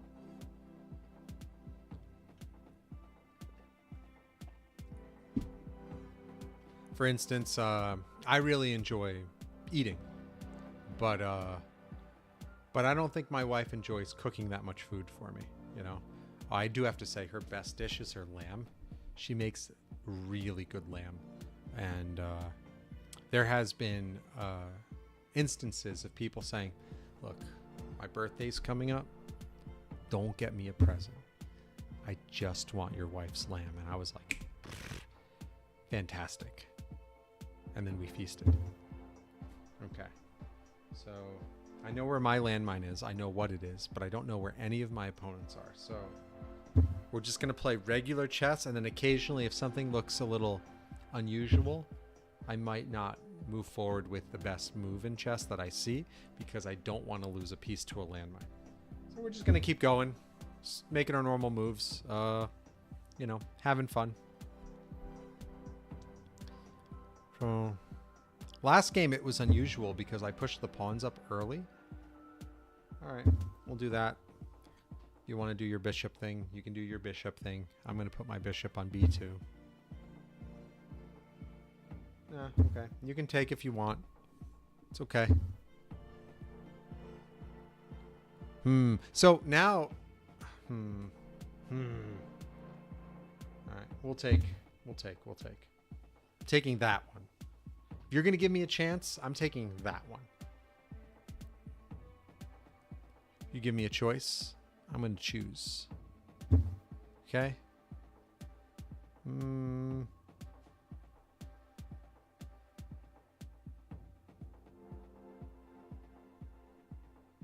do that. So that opens up the X-ray attack from the bishop on b2. So I can go for the rook in the corner.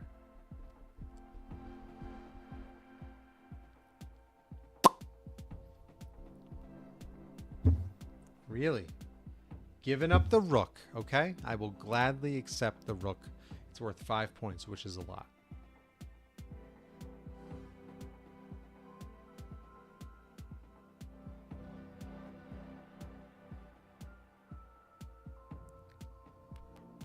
I like the music. It's catchy.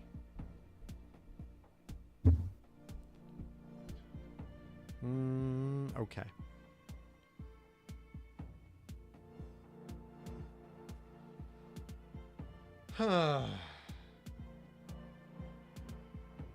I don't know what to do. I originally wanted to do this, so I'll just do that. It'll open up my bishop and my queen. I had blocked them with the knight, but we'll unblock them. Nobody likes to be blocked, you know. Interesting. There's no way of like blocking my bishop from coming out, so I'm just letting it sit there. I don't really see like a threat for that, so I'm gonna do this. The reason being that pawn on e6 is not protected except by the queen. So if the queen gets out of the way, I can come in immediately, hit that pawn, and check the king, and have a queen right in that king's face.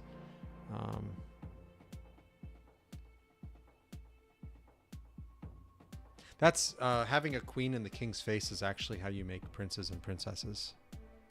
That's what I've learned. I read it in a book.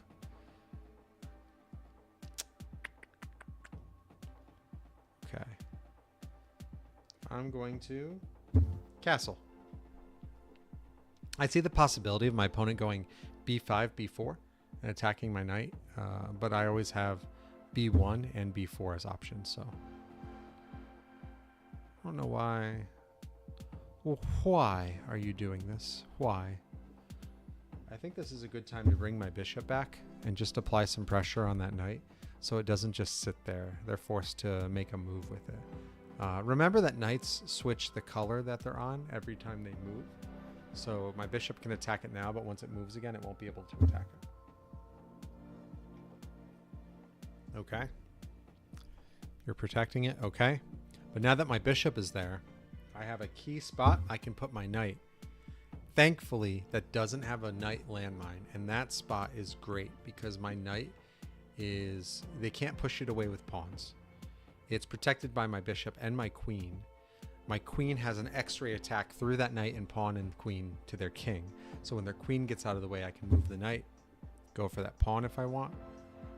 Also, it opened up a fork for the c6 square, but that was blocked by the bishop, or the rook moving. So let's go ahead and hope there's no knight landmine. No knight landmine. Cool. And we'll attack the queen by moving there.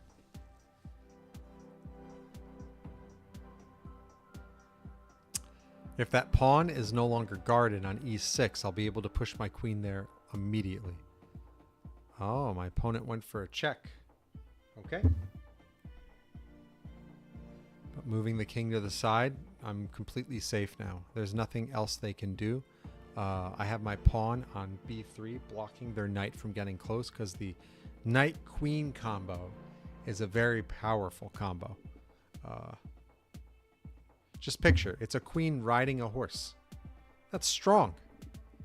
Okay.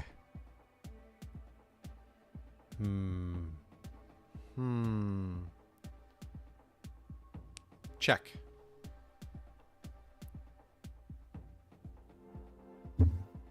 Oh, wow. I was not paying attention at all. Good move. That was totally my bad. Okay. Let's do this then.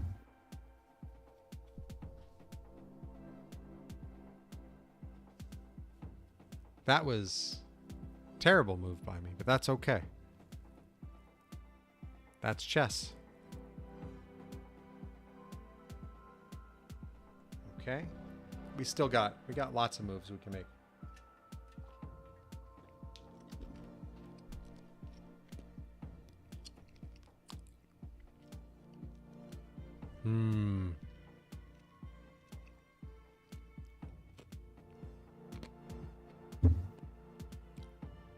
Interesting move.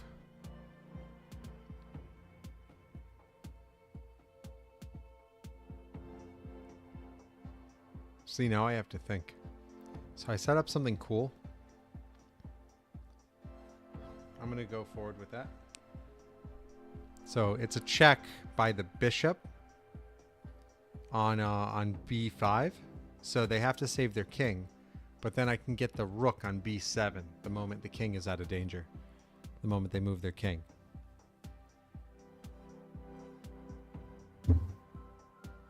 See? Good move, good move.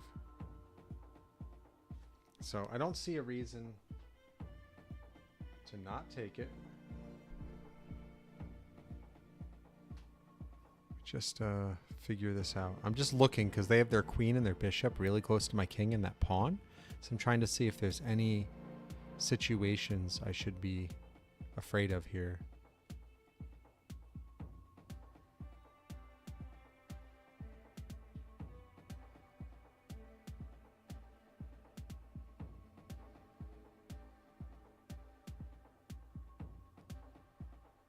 Okay. I have a plan. It seems like such a crazy move, but...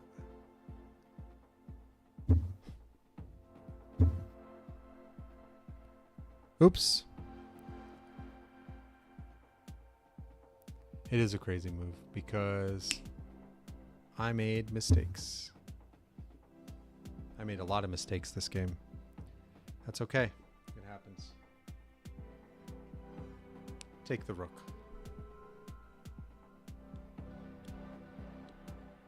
My opponent blundered a checkmate on me, so... Whew.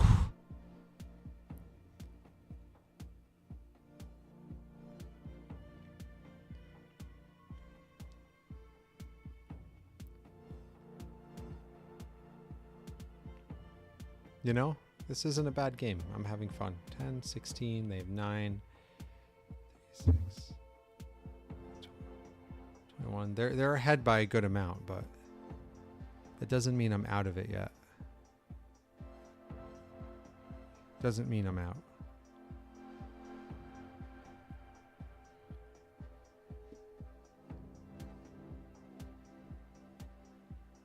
Okay. Let's focus here. I need to focus. I gave away my queen for a pawn. I need to hunker down.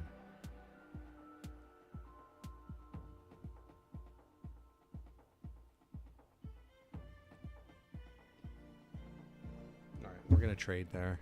I don't really like the situation I'm in for that. Gonna attack that.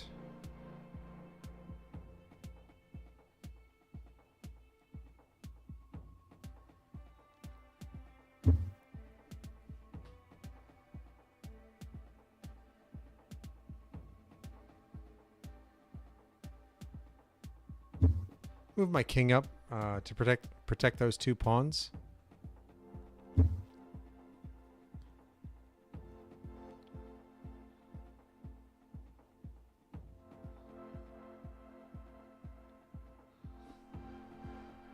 Do that. Opponent's going to try to rip through all my pawns. I can see that right now. Do that.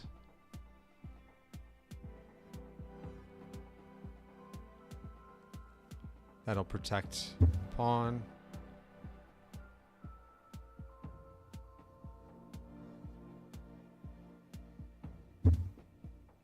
Do that.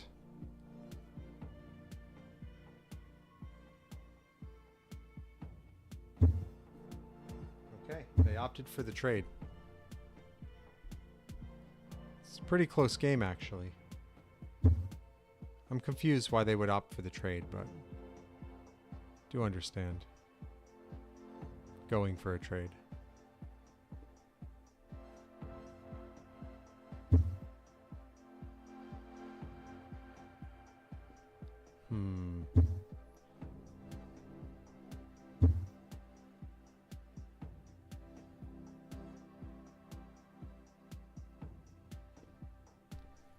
Take.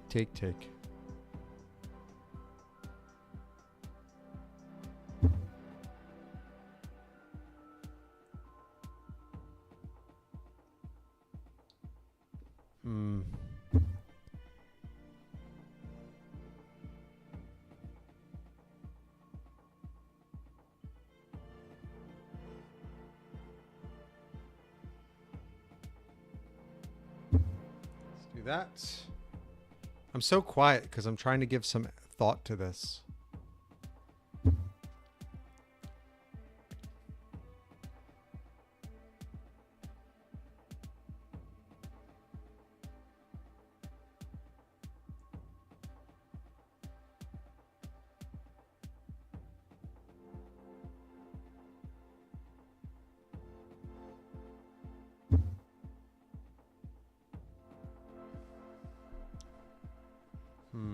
Yeah, so this is a pretty close game. Thankfully, it's mainly on my side of the board because if I go to the other side, I run the risk of hitting those landmines. I only have 1 landmine here, and it's not going to be helpful. So it makes it a little more difficult.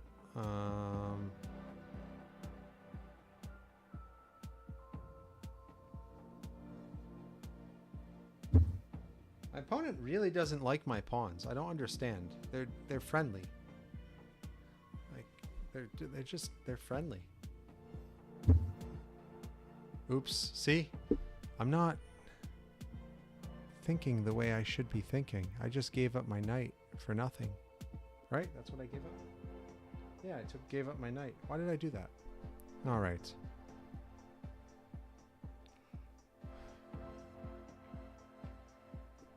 Yeah, it's okay. It's not for nothing. It's a fork. We're doing a fork here.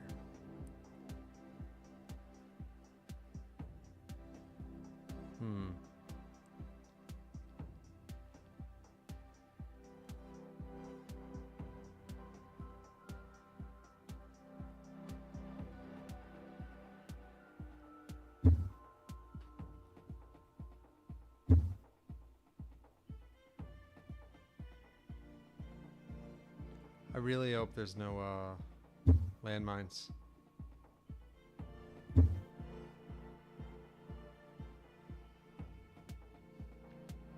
That's another fork. Going for that pawn. If I hit a landmine, that's it though. There goes my rook. And it's up to my opponent to try to checkmate me. I think I can still go for a tie. Cool. Another pawn bites the dust. How's the song go? And another one gone, and another one gone.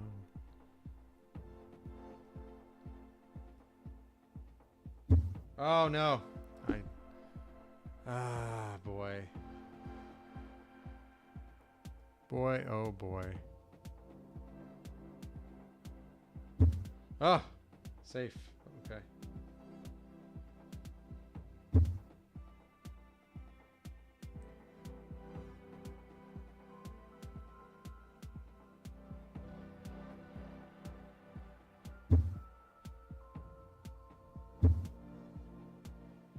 Okay.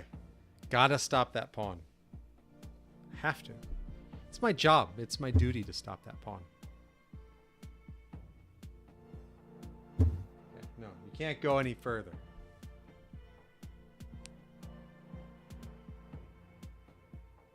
Okay.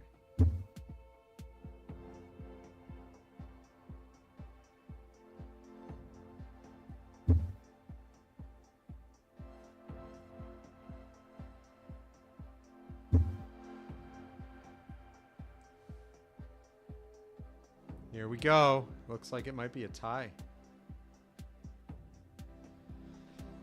Oh, I could try to push my pawn up, but I'm pretty sure I'm going to hit a pawn landmine. I haven't really hit any landmines this game, so there's a good chance there's a pawn landmine waiting for me.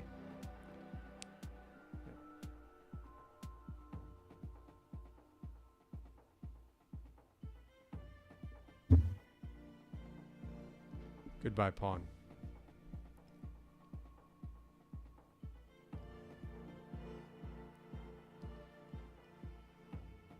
It's a good game.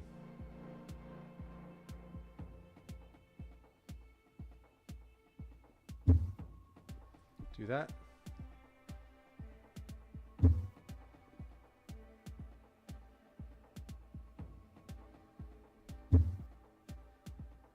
Let's do that.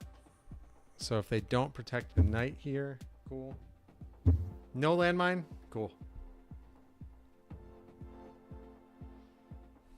Gotta push it up. If I'm able to get it across the board, I get a queen back. It's pretty good.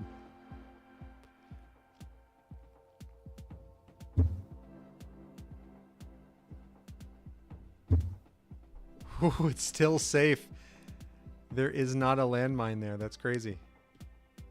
Oh, yeah, it's too bad. It's too bad. To be a tie. Oh no, it's not.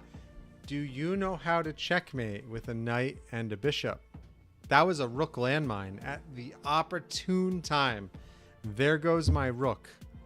So, do you know how to checkmate with a knight and a bishop? Or are we gonna threefold repetition this thing?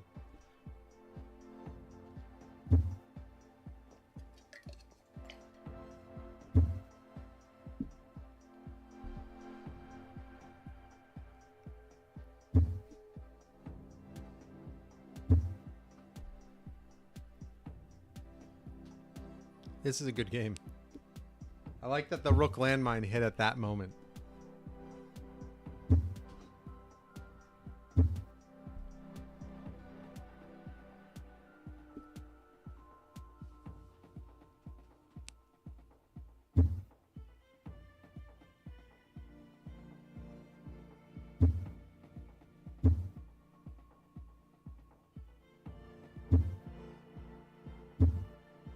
I'm just going to keep moving back and forth. Stalemate. It was the same board position 3 times in a row. So, yep. Good game, good game. It's a long one. Really great game. That was a tie. Want to do another? So, I'm going to throw the play code in the chat. You're able to join by going to trapchess.com and downloading the app for iPhone or Android. The link is right at the top. So there's the code. That was a tie, so I'm still playing with 1 landmine. Here is what removes what. Let's see. Okay. Cool. I know where my landmine is. Start with that.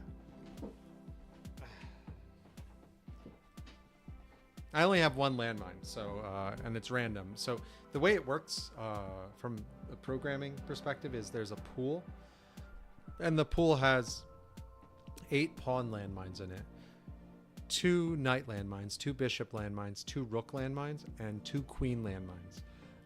And then when you choose your landmines, it draws at random from the pool, and then it lays it randomly on the board. So in my situation, there's 16 it can choose from. It just picked one at random, and it laid it on a random square on my half of the board. When my opponent chooses 16 landmines, it'll take all of them and lay them randomly on their half of the board. So that's pretty much how it works. That was a really great last game. Let's do a rematch if you're still there. I put the code in the chat. It's 4TNMV6. This may be one of my last games. I do have a new puppy. I have to walk. My wife said she took her out about like a little over an hour ago last. So her taking her out for over an hour ago, I like to walk her like once every 2 hours, and she went out with some friends. So yeah. Oops. Let's get this going. I'm ready.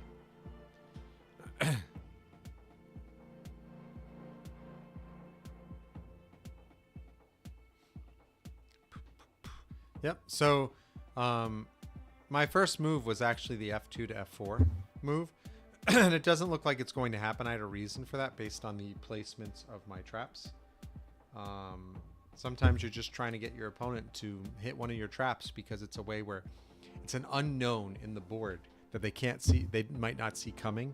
And because in chess, everything you can do is available for you to see. It's just about, do you see it or not? And this way, like if I know and they don't, and I can get them to hit it, that's a huge advantage for me. My opponent has 16 landmines, so they have a lot they can work with here, and I only have 1. So I'm trying to do my best with that 1 landmine. I'm just gonna keep moving some of my pawns, not really be worried about that. Yeah, they're going for the rook. That's okay. We'll just block that. Yep. Okay. Go queen there. Don't know what I'm doing. I'm just making moves right now. I am going to focus a little bit more. That last one was very close. I almost lost. No queen landmine. Nice. Now the knight is pinned because it can't move because the king would be taken. So it's advantageous for me. Moving the queen in to try to make me go away. Is that what's happening here? Well, just protect my queen. I don't mind. That'll just open up my rook to come out. Oh, see? You had a plan. It's okay. You're not the only one with a plan.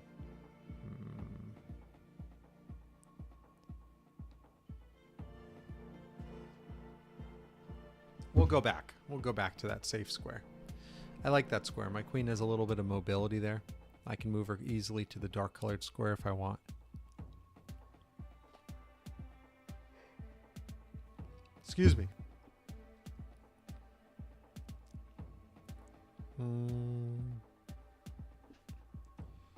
Right down the middle. Let's go. E2 to E4. It's about time we made that move. Right down the middle. It's protected by my queen, so that bishop can't do anything. And I have a move for after that, which I think is helpful. Yep, let's do it. I don't see a reason why not. There's the reason. There's a pawn landmine on the D5 square, so goodbye to my pawn. That pawn was meant to attack that bishop, and instead it got destroyed. No problem. Okay. Let me think. Do I want to take? I don't think I want to take there. There's too many attackers there. We'll go up one. And another pawn landmine. That's 2 pawns I've lost to landmines. Oh man, this is rough. It's okay. Everything is awesome.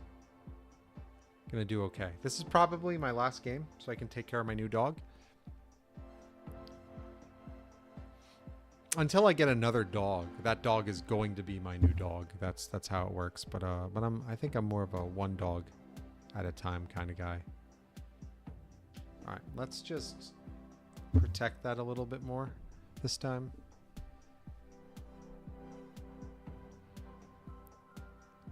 I don't want to let my opponent through that easily.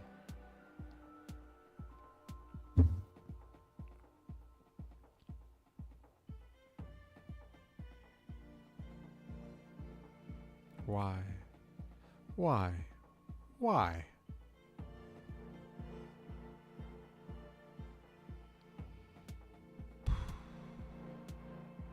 Okay. That's a much better move now that there's no protection on it, except for the knight, because my queen is right there. I think that's a really good move for me, because now if they take with the knight, I can take back with my queen. That's check, and I'm in a pretty good spot, and then I can take that pawn. Okay. Oh, see? That was a good move by you too.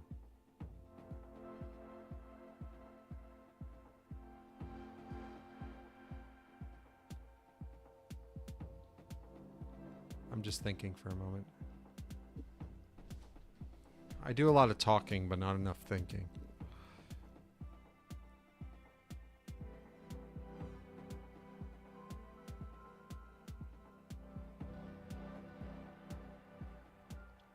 I go there.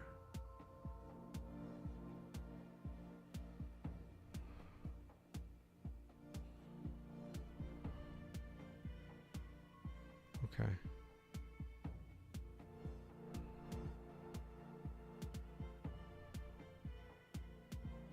Okay.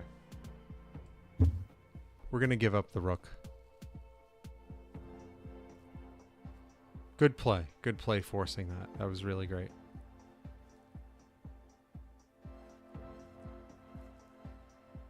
And then we're going to give up the rook to do this.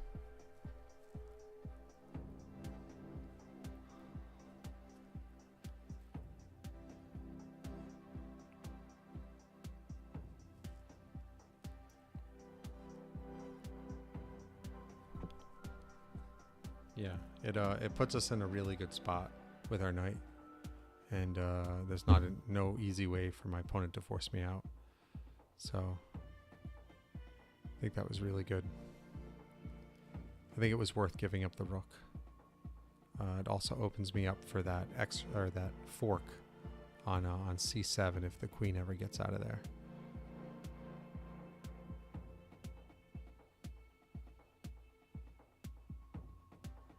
And then that pawn is in danger now. That's okay.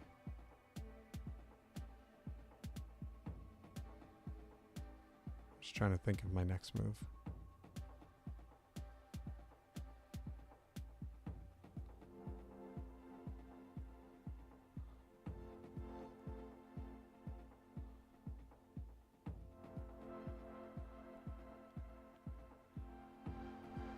Okay, let's look at what my opponent can do.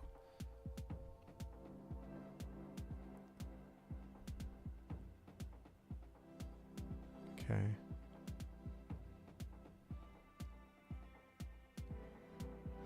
Okay. I have a plan.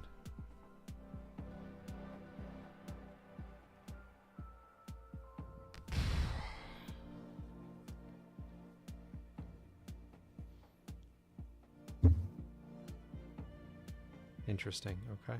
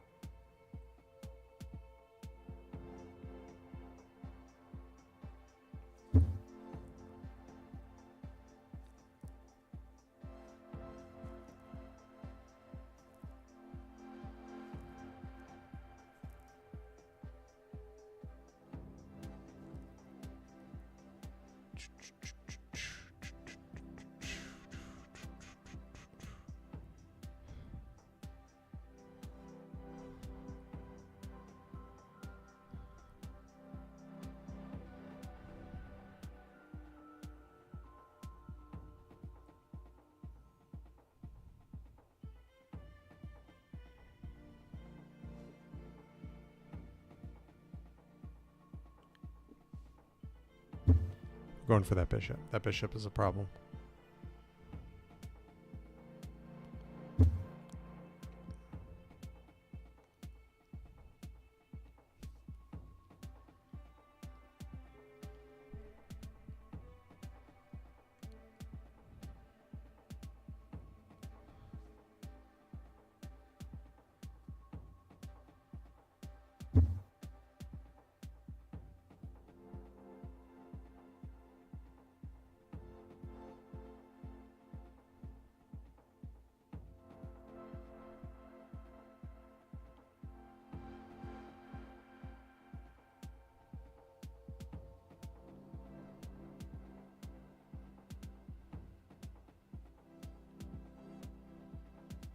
No, that's no good.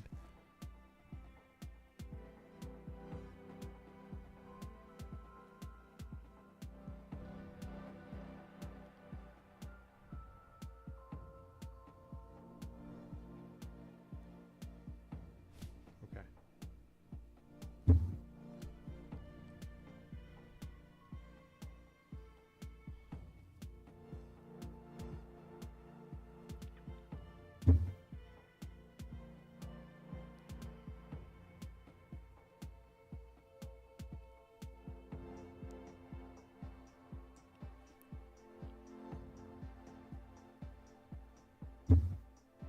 Good move. You wanted that pawn. That pawn is a problem.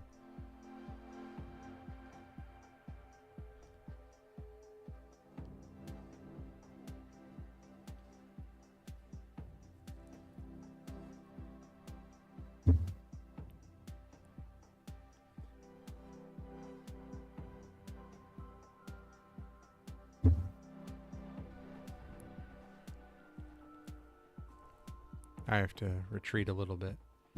I pushed too quickly. Pushed too quickly.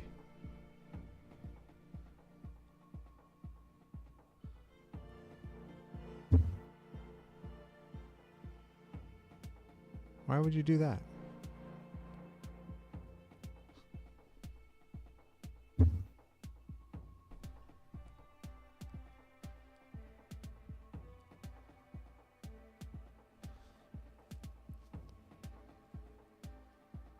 You know, I've been making mistake after mistake. It's okay. Go for that rook now. I should have taken it last turn. Really got to focus here. Great job. You're doing a really great job. Any game where I have to like focus is a really good game. All right. That's all protected over there. I don't have to worry about anything.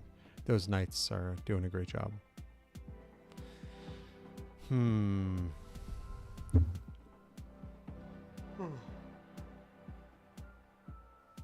Excuse me. Sorry. Excuse me. This is a good game. All right. Let's fork it again. Oh, queen landmine. It's the worst one. Oh, there goes my queen. And with it, a knight, too. I lost a queen and a knight right there. Great job. Okay. We're not going down without a fight. My king is just sitting there. It's like, hey, guys. Leave me alone, please.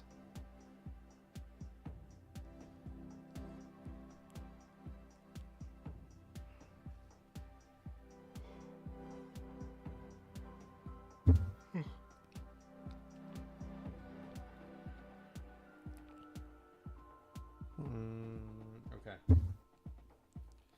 Let's try to get my rook in the action somehow. I'm getting destroyed here. I'm down a queen and a knight after that play there. I lost my queen and my knight in the same shot. Yeah.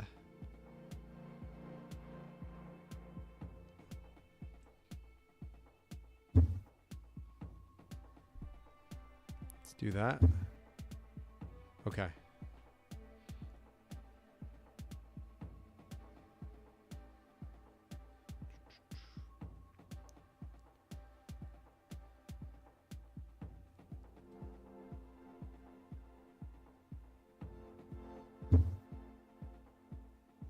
Okay. Doing my best here. I'm not doing too hot though. Oh. A blunder?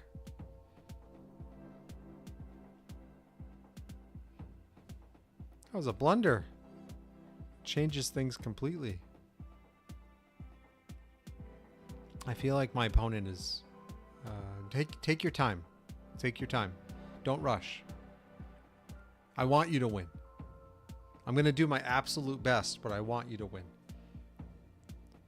Losing is a great way to learn things. So I want you to win.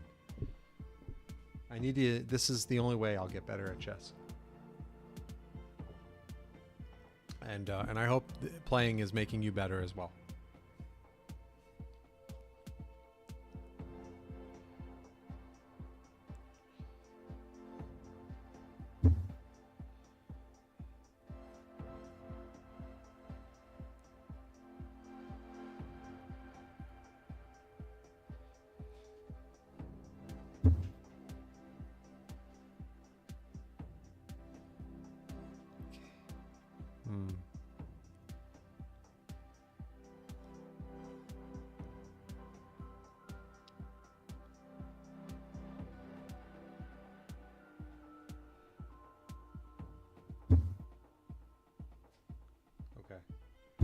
I'm taking it because it opens up that.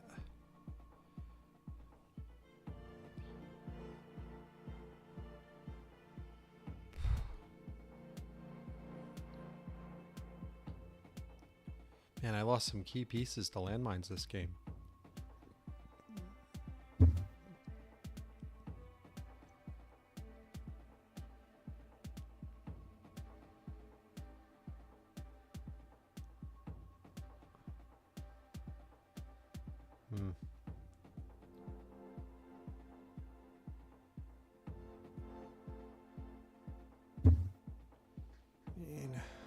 I don't really see. I just gotta save the knight, so it would have been terrible if I hit a landmine right there.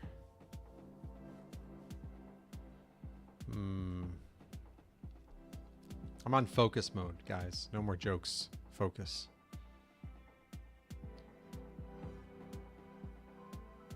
Are yolks good for like brain power? Like egg yolks? Because then I'm off the jokes and I need brain power, so I want to be on the yolks. Alright, let's see. I mean, I don't have much of a choice there, so we're going to trade.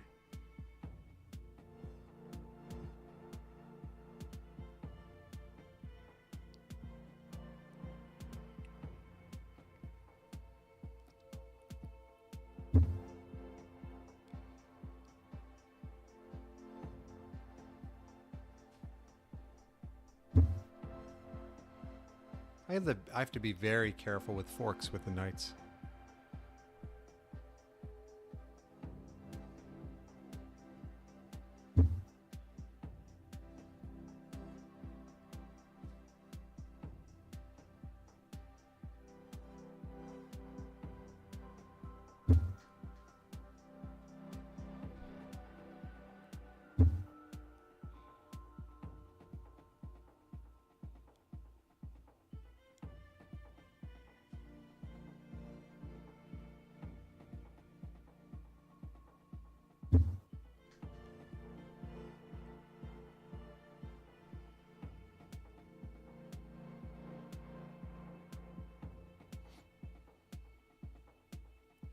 My king should have maybe gone the other way.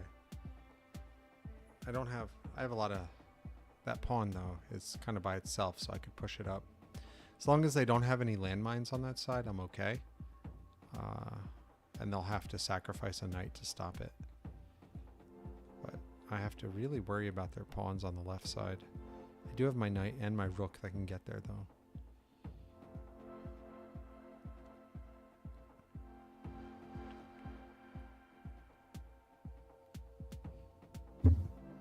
Interesting.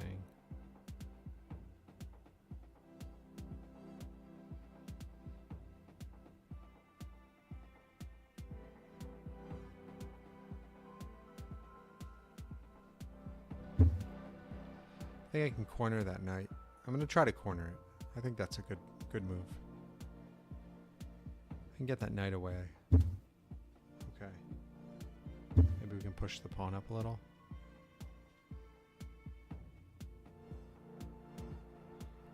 It's rough when you're playing your opponent. They have 2 knights.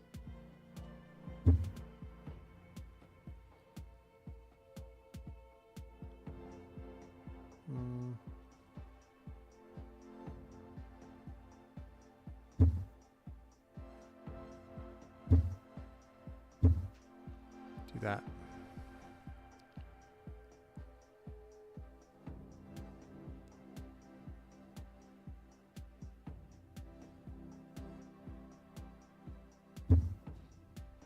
Do that. Offer up a trade.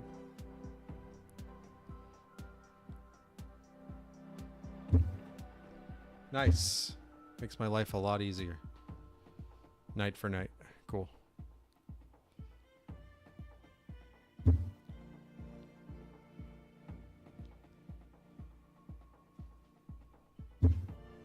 Ah! There is a landmine. There is a landmine. That changes a lot.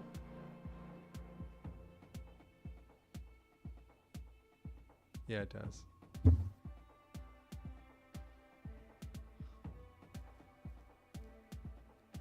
All right.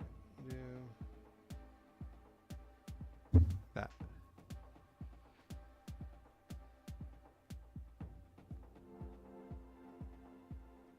Like, whoa! You could promote it.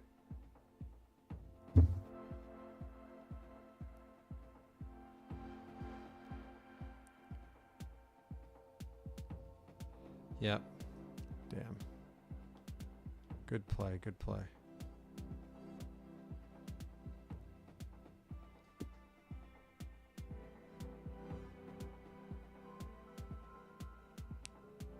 Check.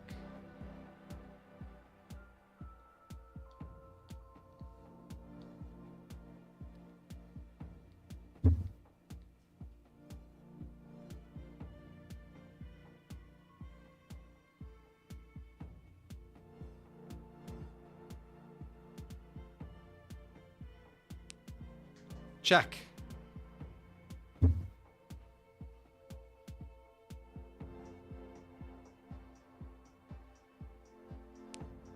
Check.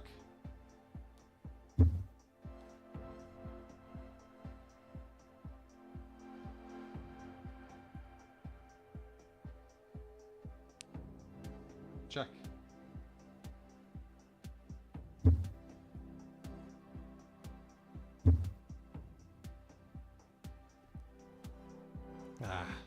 Don't have much of a choice here. Good game. You're doing great.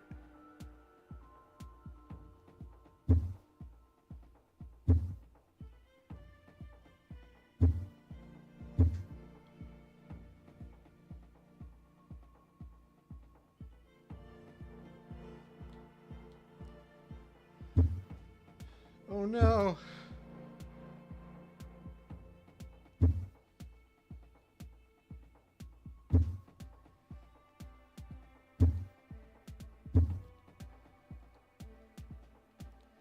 Oh no, we're going for a draw. That's all we can do is go for a draw right now. Good game.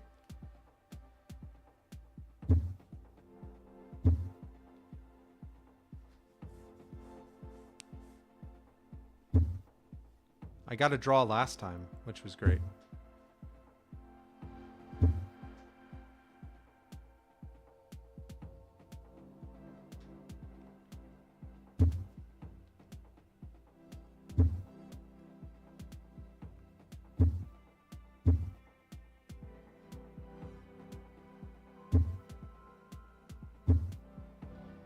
We're just going to go back and forth, back and forth.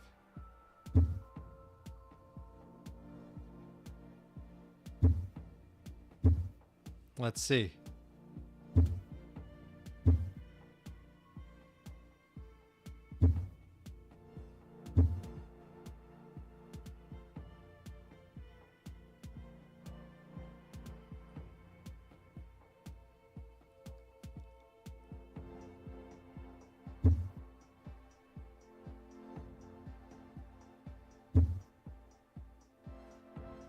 Nice play. Nice play. You're doing great. Man, I lost. It's not looking good for me. You're doing great.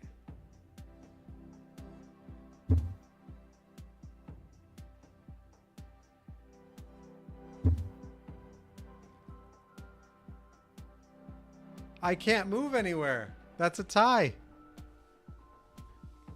Oh, you were so close. So let's go back. If you just did, you had opportunities to checkmate me there, like a good amount. Oh man, that was so close. That was a tie though. Yeah, at that point, if you moved, let's say you moved your king to C4, that was it, because I had to take your knight, and then you just throw the queen right in front of my king, or you throw your queen on the A file, and it would have been a checkmate. So because you moved your knight to C3, the knight is blocking me from going to A4, A2, and then the queen is blocking me from going the entire B file. So my king is safe where it is, but it can't move anywhere without being in check, which is against the rules of chess, which is why it's a tie. Now, if you had let me take the knight and put your king on like C4, my only move was take the knight on A4. Then your king is on C4, my king is on A4. You put your queen right on B4, it's game over. You put your queen on A1, it's game over. So you had options for checkmate, but still, really great game. That was a lot of fun, and I think that's a great place to stop it. So thank you again for playing with me. I had a blast, and I really enjoyed my time. If you have any questions about trap chess, as always, tune in next week, next Wednesday, and you can ask them. You can download the app for iPhone and Android on the website trapchess.com. And if you like the app, there's a board game that's coming out with a Kickstarter, and the board game allows you to choose where you want to hide your traps, and it unlocks a new trap called Chess Piece Traps. So once again, thanks for watching. Thanks for checking it out. Thanks for playing with me. I learned a lot, and I hope you have a great day. Bye, guys.